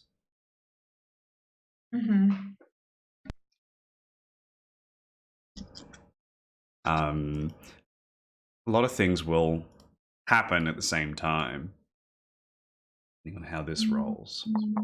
I'm gonna spend some willpower to re-roll. Absolutely. 3 dice. Yes. I want this lady to make it out. For the sake of the cats, I want this lady to make it out. Okay, that's 6 successes. 6 successes. Damn. Being a reasonable person and not knowing what's going on, she looks shocked, turns and pulls the fire alarm. Alarms start to blare. She turns to go past you, and there's this big bang, this flash of white light goes through the entire room. A lot of you are stunned in this particular moment. Even if you aren't facing it, the loud sound that it makes, the ringing in your ears, is unavoidable. However, there's a lot of the kindred here that don't expect it. And when the white light stops, you see, Luis, that Jenny has disappeared from the office, gone. And as the white light vanishes, you see that all these other kindred are hissing and holding their hands to their faces. Philip yells, "It's the Inquisition!" and just like drops down to the ground and starts commando crawling his way across the office. Because Philip decided to call us the Inquisition, Imogene is going to take that as a thing to just like kind of like brush up against Philip as he's on the ground. Because he insulted her by calling her the Inquisition. Okay. You will become visible by interacting with the world. Yeah, that's fine. Yeah, okay, excellent. What's your intention with brushing up against them? Dagon's Call. Okay. I think, wait, let me check here. Must be exposed to the caster's blood. Okay, so she would have cut herself with her dagger and just like exposed him to that. Okay, let's make a ritual roll first of all. So that will be Intelligence Blood Sorcery. The difficulty is 4 because this is a level 3 sorcery. Blood Sorcery. What are the rest of us doing in the meantime after the flash? I know Jeremy's beat the shit out of Reg. Yeah, and if Jeremy is being surrounded, I'm going to rush in for the one that's at Jeremy's back because I know he's fully focused on the Nosferatu. You would see it happen as you do so. The woman in the tie-dye beanie and the tie-dye shirt actually draws a blade, draws blood, and actually fires blood through the air straight towards Jeremy's back. And you would also see Professor Terry standing up, just looking shocked. But there's the one person who goes towards them in the blink of an eye is Olivia, the old woman who looks like she can barely stand and is reaching for Jeremy as quickly as possible. Understood. Okay. And would you like to intercept and grab them? Yeah, absolutely. Yeah. I think Jeremy could take the blood sorcery, but that's a tough one. Yeah, Jeremy could take the blood sorcery. I don't want him to be yanked off. You would be aware. Yeah, so I think you would be totally aware that Jeremy is just a strong boy. Yeah, rushing in, I am also going to activate Daunt, and I just want to. I don't know. I just want to running in, and as she's like interceding, trying to reach for Jeremy, have the double barrel shotgun just like lifted up over my shoulder and just fire it at her. Excellent. Let's have a composure firearms check, please. Absolutely. In the meantime, Jeremy, you'll do the same roll with a strength melee. Can I make a targeted attack this time? You certainly can. It will. You'll take a -2 dice penalty to do so. Yeah. Can I break his leg? Yes, absolutely. You mean you can certainly try, of course. How many Yeah. successes, Imogene? 3. 3. Unfortunately, Dagon's call. As you prepared it earlier, you smear the blood across this person, but nothing happens as the ritual did not complete during the process. Is there anything else you would like to do upon this realization? Let's see here. That didn't work as well as I thought it did. Unfortunately, you need 4 successes to complete the ritual itself. Yeah, that didn't work. Let me look. Hang on. Ethan, do we get a bonus because they were flashbanged? They don't do anything, is your bonus. So they don't reiterate. They don't respond. In the meantime, Luis, anything you are doing? Is there another person that it hasn't been engaged yet? No. Apart from the Tremere who's using blood sorcery. I'll go after the Tremere then and use discharge, because I don't want to use Zeus's Fury because that'll just ricochet off of everybody. It might liquefy everyone in the room. Yes. And I have friends in the room, so I can't do that again to Jeremy. Make your relevant roll with that. Imogene, is there another blood sorcery or ability or weapon attack or something you like to do? I'm looking. Yeah, that's fine. I have to move things. Yeah, in the meantime, how many successes, Jeremy? 6, my liege. A brutal crunch and a yell as Reginald collapses down, his leg broken. He's quite injured at this point as he's clutching different parts of his body, hissing and backing away from you, Jeremy, into the corner as he's still quite... His eyes begin to adjust and refocus in this particular moment. Yeah, the sickening crunch of his broken leg. I'm gonna rouse strength. Yes. Rouse strength. I'm not hungrier, so that's good. And that gives me, when I rouse it, that gives me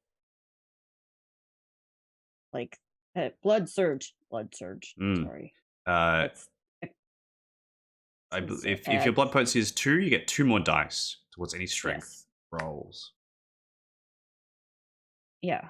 Blood sorcery is 2. It should be 2. Why is it set at 3? Okay, so that's right. That was from last time. I forgot to fix that. So yes, I had extra 2. So I have boosted strength, and so I'm gonna do Ball's Caress. Ball's Caress. Devastating. She already is. Yeah, she's still already bleeding, so she's just like. Yeah, okay. So do it on the one that, did that one thing. So it makes my. Are you intending on smearing it across them? Or are you intending on spitting it at them, putting it on a blade? I'm just gonna rub it on him. He's like, "Don't call me the Inquisition." Cool. Okay. If it's going to be smeared, It says strength plus blood sorcery. Yep. It is a strength blood sorcery roll, as it takes a lot of physical strength to do so, and you have to apply it through a strength. Through a strong way. You have to strong arm it onto people. I'm strong arming it. And blood sorcery. Sunrise, how many successes on your? I also got 6 successes. 6 successes. Yeah. Now, because of Olivia's celerity abilities, she is able to dodge shotgun. If she ties with you, you still win with She does not. And the blast of the shotgun goes off, clips her in the shoulder as she does her best to dodge out of the way. She turns, hissing, and you can see her face contort horribly as she does so, and a chunk of her flesh missing by the blast of the shotgun. And she turns towards you now, her full attention upon you. Amazing. As Oh, I forgot to roll one extra die for that because my blood sorcery is. Luis, how many successes? That's another 6 successes. Six.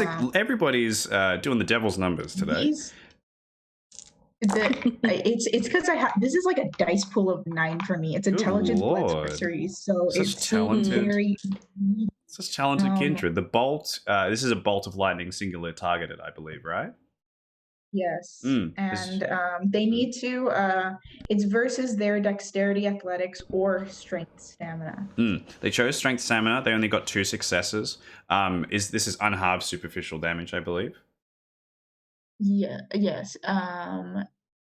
Yeah. It's channeling with a +2 damage. It's also a +2 damage bonus. Even more devastating as you pull your arms out together to channel as much electricity from the air around you. There's a boom of lightning outside as you channel it out through your chest, and it fires into this Tremere, zapping them and shoving them up against the wall, slamming them through these different office spaces and down onto their desk, crashing against it, papers going flying everywhere. How many successes, Imogene? 8. 8 successes. Now they need to make a since they failed, even with their fortitude, they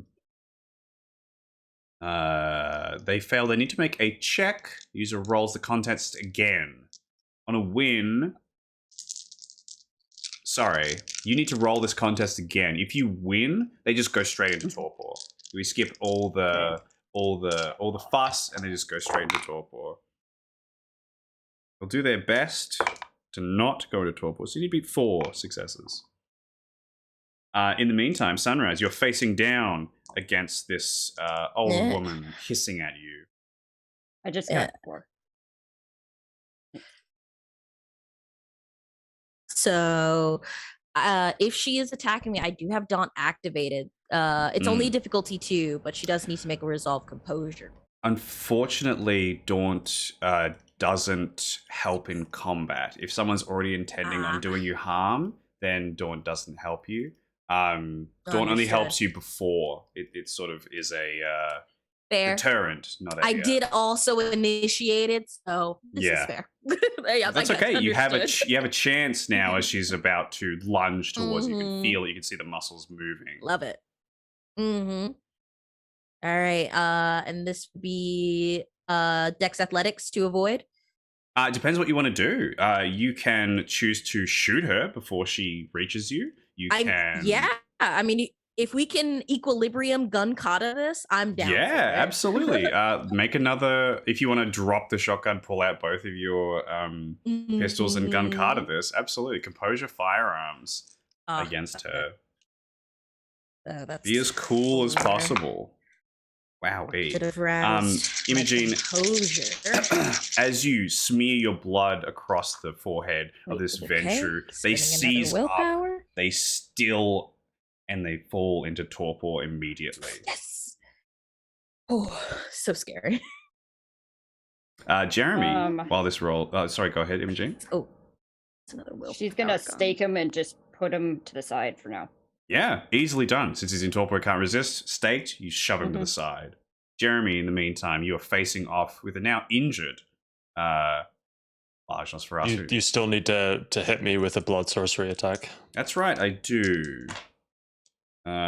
You can roll stamina and occult. I'm not going to dodge it, but if I need to roll for damage, then I can do that. When it hits you, your body automatically resists it. You can do stamina occult or stamina fortitude. Your choice, whatever's the highest. Because your body, it's like getting hit by acid. Your body's instantly like, shit, get this off me. But luckily, your blood is supernatural. And you might just even not be affected by it at all. It might just burn your shirt, and that's all.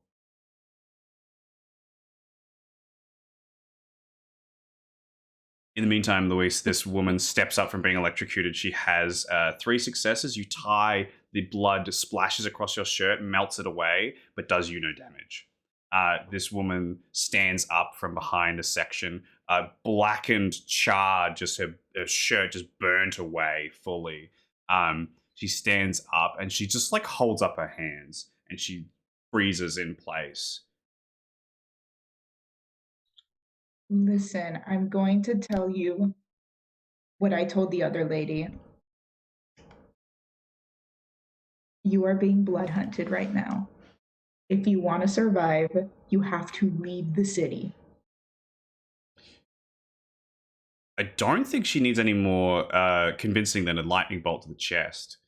She gets down on all fours and starts to walk her way out of the office. Sorry, not walk her way, but like crawl her way out of the office as much as she can, knocking things out of the way, pushing the unconscious body of Philip out of the way to do so. And how many successes, Sunrise, on your... 5 successes. 5 successes. Now she's fast, not fast She enough. is. Yes. She runs straight towards you. Bang! The bullet right in the chest stops her in her place. You pull out both the guns and start to unload them into her. She sort of falls back slightly as she is riddled with bullets. After emptying both the guns completely into her, she is quite injured, but she's still turning towards you and gonna fail. She's gonna fly into a fury frenzy as her body convulses and she frowns and hisses with her large fangs. At this moment, through the chaos, I'll quickly ask Jeremy if there's anything you'd like to do before I go to this next moment. This is going to be a bit of a wild suggestion here. Love wild suggestions. Reggie, I've just broken his leg. Is he looking at me, or is he shielding? Like, is he backing away, shielding himself? He is much like, again, cats in the alleyway, recurring metaphor here, hissing at you, doing its best to be like, I am a threat. Don't come any closer or I'll lash out, but backing away from you.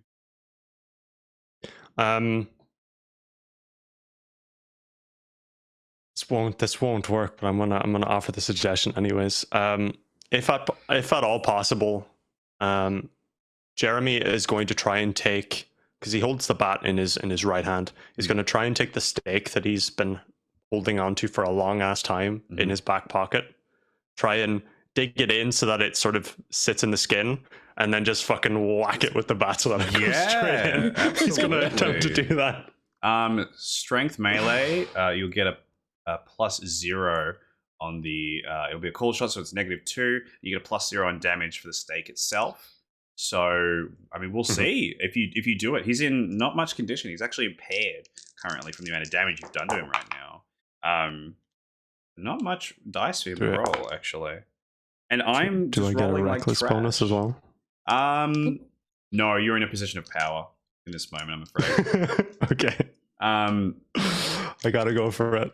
At this particular moment, Luis, Imogen, you see the girl from upstairs stomping her way through. She pushes in. As she pushes the door open, the Ariana, the Tremere salesman, crawls past her legs in a punk attire and pink hair. She steps in and says, "What the fuck is going on? Why can't everybody shut the fuck up? Fight somewhere else."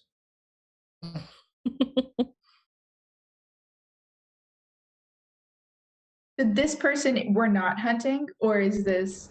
They're not on the list. I would just say, it's just like, it'll only take a moment. Good. Jesus. She closed the door, makes her way back downstairs.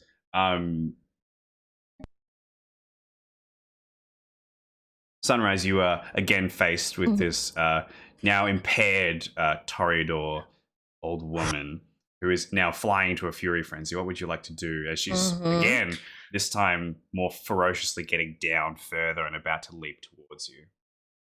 Absolutely. I think second verse, same as the first, just I just love action movies when they slam the hilts, they eject the clip of their gun and then just jam the next clip that's on their belts in. So that I'll pull that move and shoot her again. Great. To be working. Setting them up on the desk, slamming them down, firing again. Do the same roll again. Okay. Anything from Imogene or Luis in this moment? So who's removed from this situation? Is Philip two. Philip. Only two.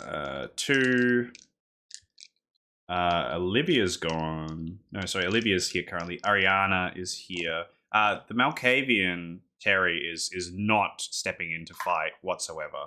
Just standing there, observing everything that's going on and like holding up their hands also. Okay. I'm gonna look at Terry the Malkavian and be like, we didn't get enough information on things. Can I just stake you? No. You're being blood hunted. But I don't know from whom.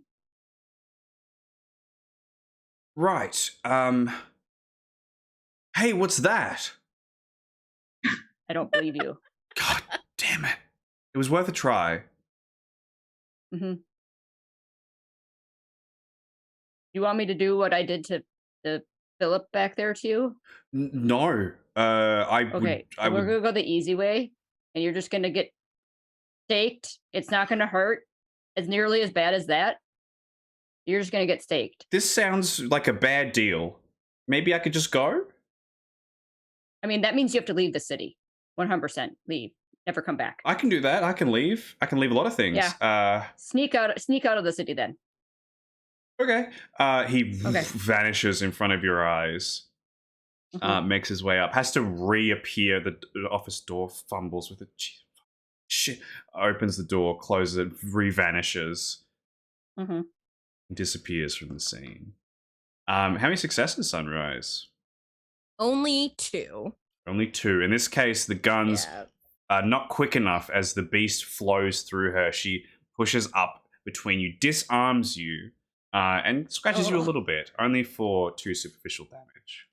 Okay. I can live with that. She's not very physically strong. She's fast, but she's not very physically strong. And Jeremy, how many successes for you? 9 with a crit. I got 0. So with as nice. Reginald protects his body, making sure that he can dance once again, he holds up to his limbs, which he thinks you're going for instead, but you go straight for the heart and slam it down into him. We're using the baseball bat as a hammer. He goes into torpor, stake, and frozen in this protective stance with a hiss. The only person standing now, currently, is Olivia, corridor saleswoman. She has pushed the guns out of your hands, Sunrise. She's getting down closer. She's holding her fangs out, ready to lunge again. Now that she's a bit closer quarters as well, looks like she's going to try and bite at you. Oh, heck no. I will try to I do have a little bit of brawl, so I will try to just put any amount of defensive stance I can in between her and my freaking body. You can choose to defend or you can fight back. I'll choose fight back. You can't. I'll throw hands. Strength brawl. Luis, did you want to assist in some way? That's currently roused. Yeah, I'll discharge. Yeah, 2 of you working together. Let's see how this works. Make your checks for discharge. I'm going to use my last willpower to re-roll that because that was abysmal. Pushing it beyond the limits. I'm also going to help with Scorpion's touch. So. Oh, nice. Is there a way, Jeremy, you're going to assist with this as well? We're going to have a team. I'm just going to turn around and clock her on the back of the head. I don't know what you want from me. Excellent. I get extra hungry. I'm at 4 hunger now. So, and I already roused my blood from Yes. earlier. I think this is in the same scene still. Mm-hmm.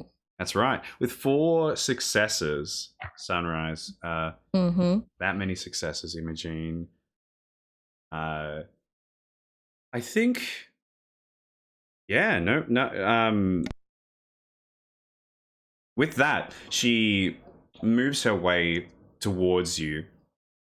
Bangs out, going straight for the bite, but that's sort of exactly what you expected, Sunrise. How does this look that you sort of push her away from you? Do you physically overpower her? How does it look? I think in that just hesitation moment, she's knocked the guns out of my hands and she's lunging fangs 1st. I think I just pull out a stake and just have it just bite in between where she clamps down, and then just fully just kick her in the solar plexus back, and then she's just open for everyone else to wail on her. That's right. She's pushed back. She is in this brief moment of vulnerability. And you just hear dunk as Jeremy knocks her across the back of the head. She sort of turns, looks at you, hisses with a stake in her mouth as Imogene, your blood sorcery. And at the same time, Luis, how many successes with yours? I got 4 successes with a 10 on a blood die. How much would you say 4 onxes? That's 8 successes. Okay. So 10. So for every 2 crits, you get an extra 2 successes. So you get 10 successes. Between the 2 of you working together, blood flying through the air towards her and electricity on the other end. The shock and grab on both of her sides, cooking her from the inside out. And with that much damage done to her, I'm going to make a check. See if she just turns to ash. To see if she just turns to ash. She turns to ash. She dies in front of your eyes, electrocuted. You were too fucking horny, bruh. Bonk. And she just slowly fades as the stake falls from her mouth, and she evaporates into a pile of ash in a moment before your eyes. Nice. With I that, feel like that's not everyone, though. With that, there is like a quiet feeling across the office. And there is the destruction, the reality of what happened here. There's not much destruction. Perhaps the ruthless efficiency is what sort of settles in for some of you here. How ready you were, how prepared you were to commit such an act. How easy it was for those unprepared or perhaps unwilling to fight against you. Scene is yours for the moment if you want to say or do anything. I'm gonna pick up Philip. I'm like, well, he's gonna get sent off. We don't really do the tithing system anymore. I think I'm gonna go back with the horse. I know someone where he is more useful than here, so I'm gonna have to talk to the horse today anyway, so might as well. I don't think I would be. Yeah. Imogene looks at Luis. Is the horse's name Mr. Ed? No, it's not actually a horse. Oh, okay. It's the it's the prince I slept with. Okay. Do you want to take this guy with you then to where you're going? Do you like? Why look at it? What I don't know what I would do with the. He's probably more useful in Milwaukee than he is in New York.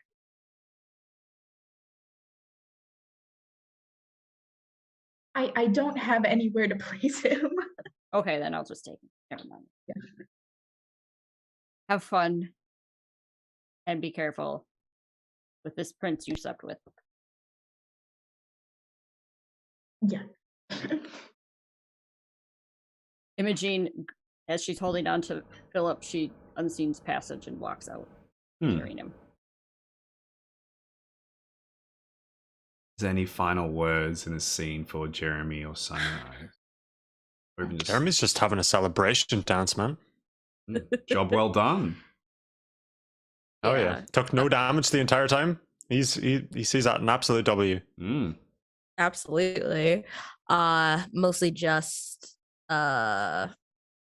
taking out like a pager on my phone, messaging Danny, said job's done.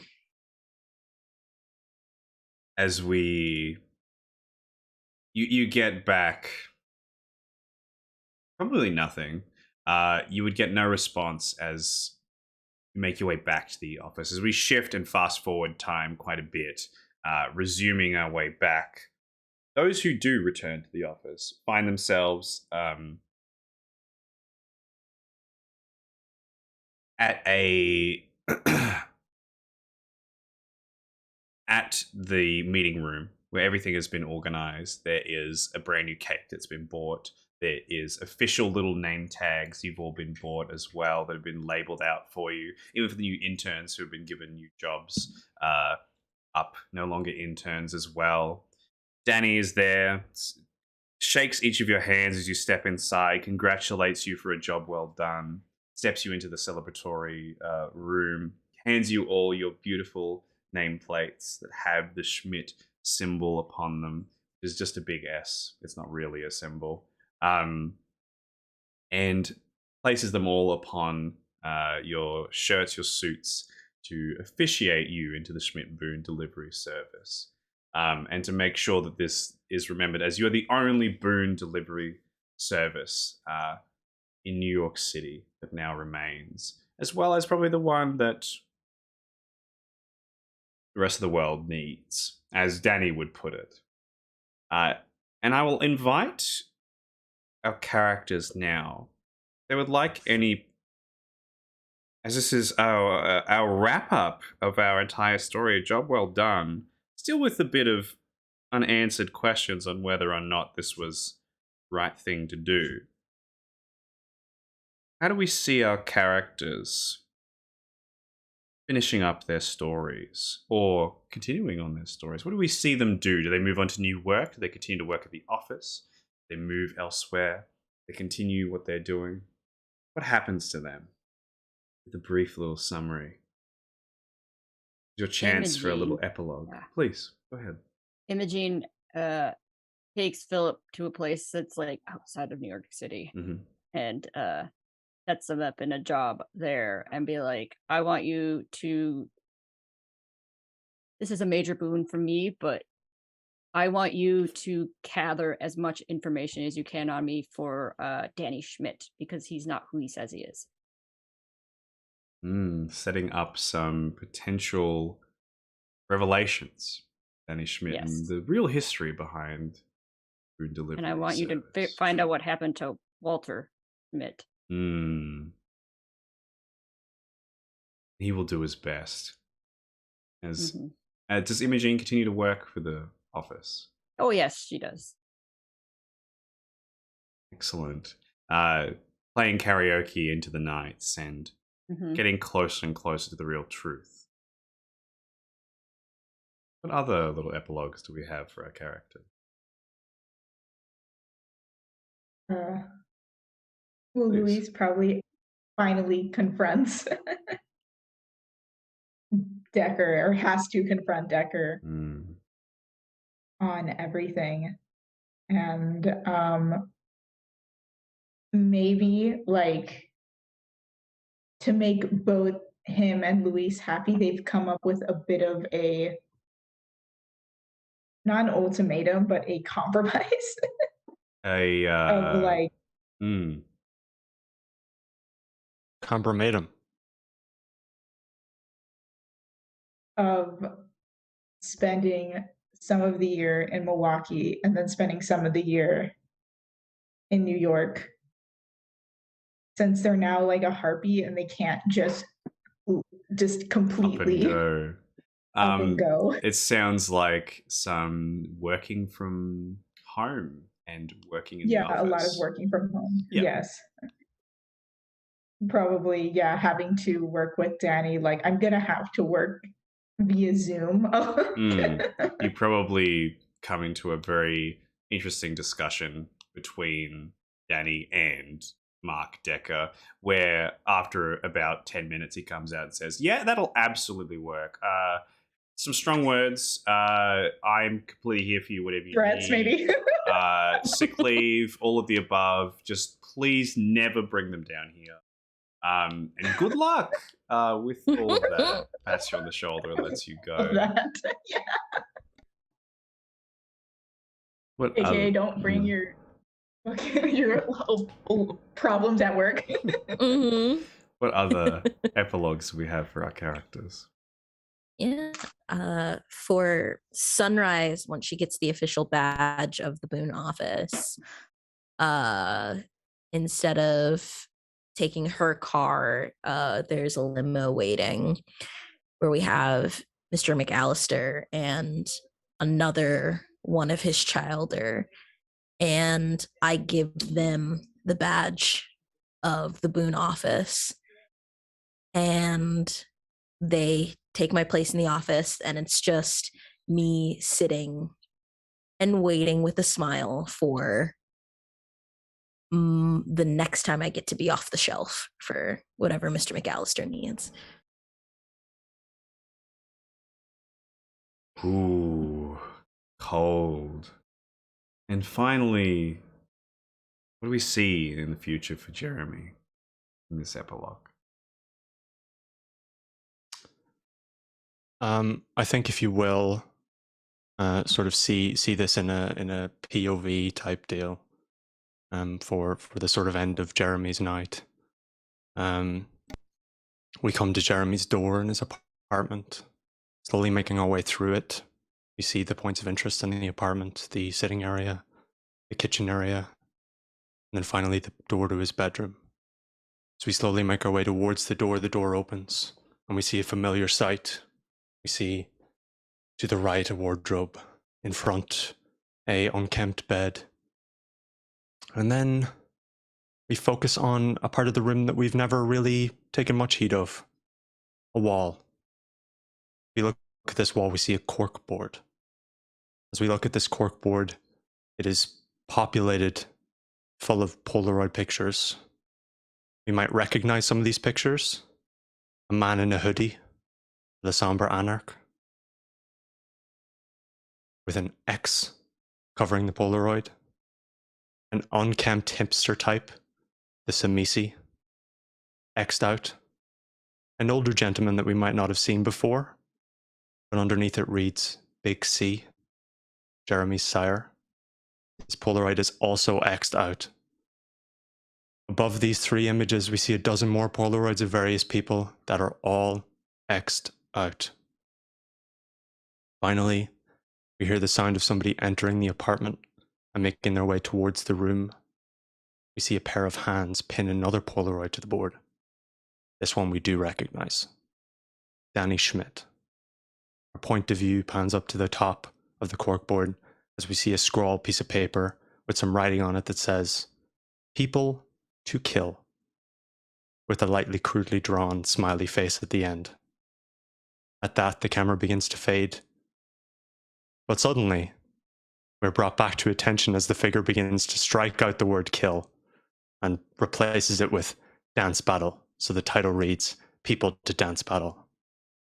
And finally, Jeremy's story has come to maybe unexpected, but very Jeremy-like end for the time being. How appropriate. I think that's as better a place as any to wrap up our story with a dark and stormy night. As our characters continue their stories through the Americas, through wherever they go, wherever we might find them next. Hopefully, I hope that we get our characters, our people, lovely people, to play them again at some point or to get inspiration from them. Thank you all for joining us for this entire wonderful collection of incredible games that we've had with these wonderful people. And you know what? Let's meet these wonderful people again and see where we can get more of them, because I know you all want more of them like I do. Let's start with Victoria. Tell us where we can find you, what you're up to. Yes, you can find me on Twitter at Jesus_spicy, or every Thursday/Friday, with Ethan as a fellow player at, in the game at not at just Avignon by Firelight, where it is a Dark Ages game. So if you like that sort of setting, yeah. Yeah. I'm Serena Montgomery. You can find me on Twitter mostly at Serena Carolyn. You can also catch me over at Dice Dropping, where friends and I we've gotten together, and I'm now branching out onto Twitter and inviting people out to play. Our goal is to play every tabletop game that's not Dungeons and Dragons, and we're so slowly making our way down the list. But yeah, catch me on there. I'm ridiculous, so I'm not regular posting, but you catch me. Ridiculously good. Hi Stop guys, it. I'm Aaron. I'm Aaron Music Productions, Aaron MP. I do have a Twitch channel, but primarily where you'll find me is at Roleplay Nights, ROLAPLAYE.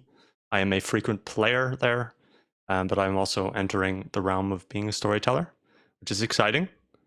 Scary, but exciting. We have a lot of games coming up, so be sure to follow and be on the lookout. Hi, my name is Kat. I played Imogene.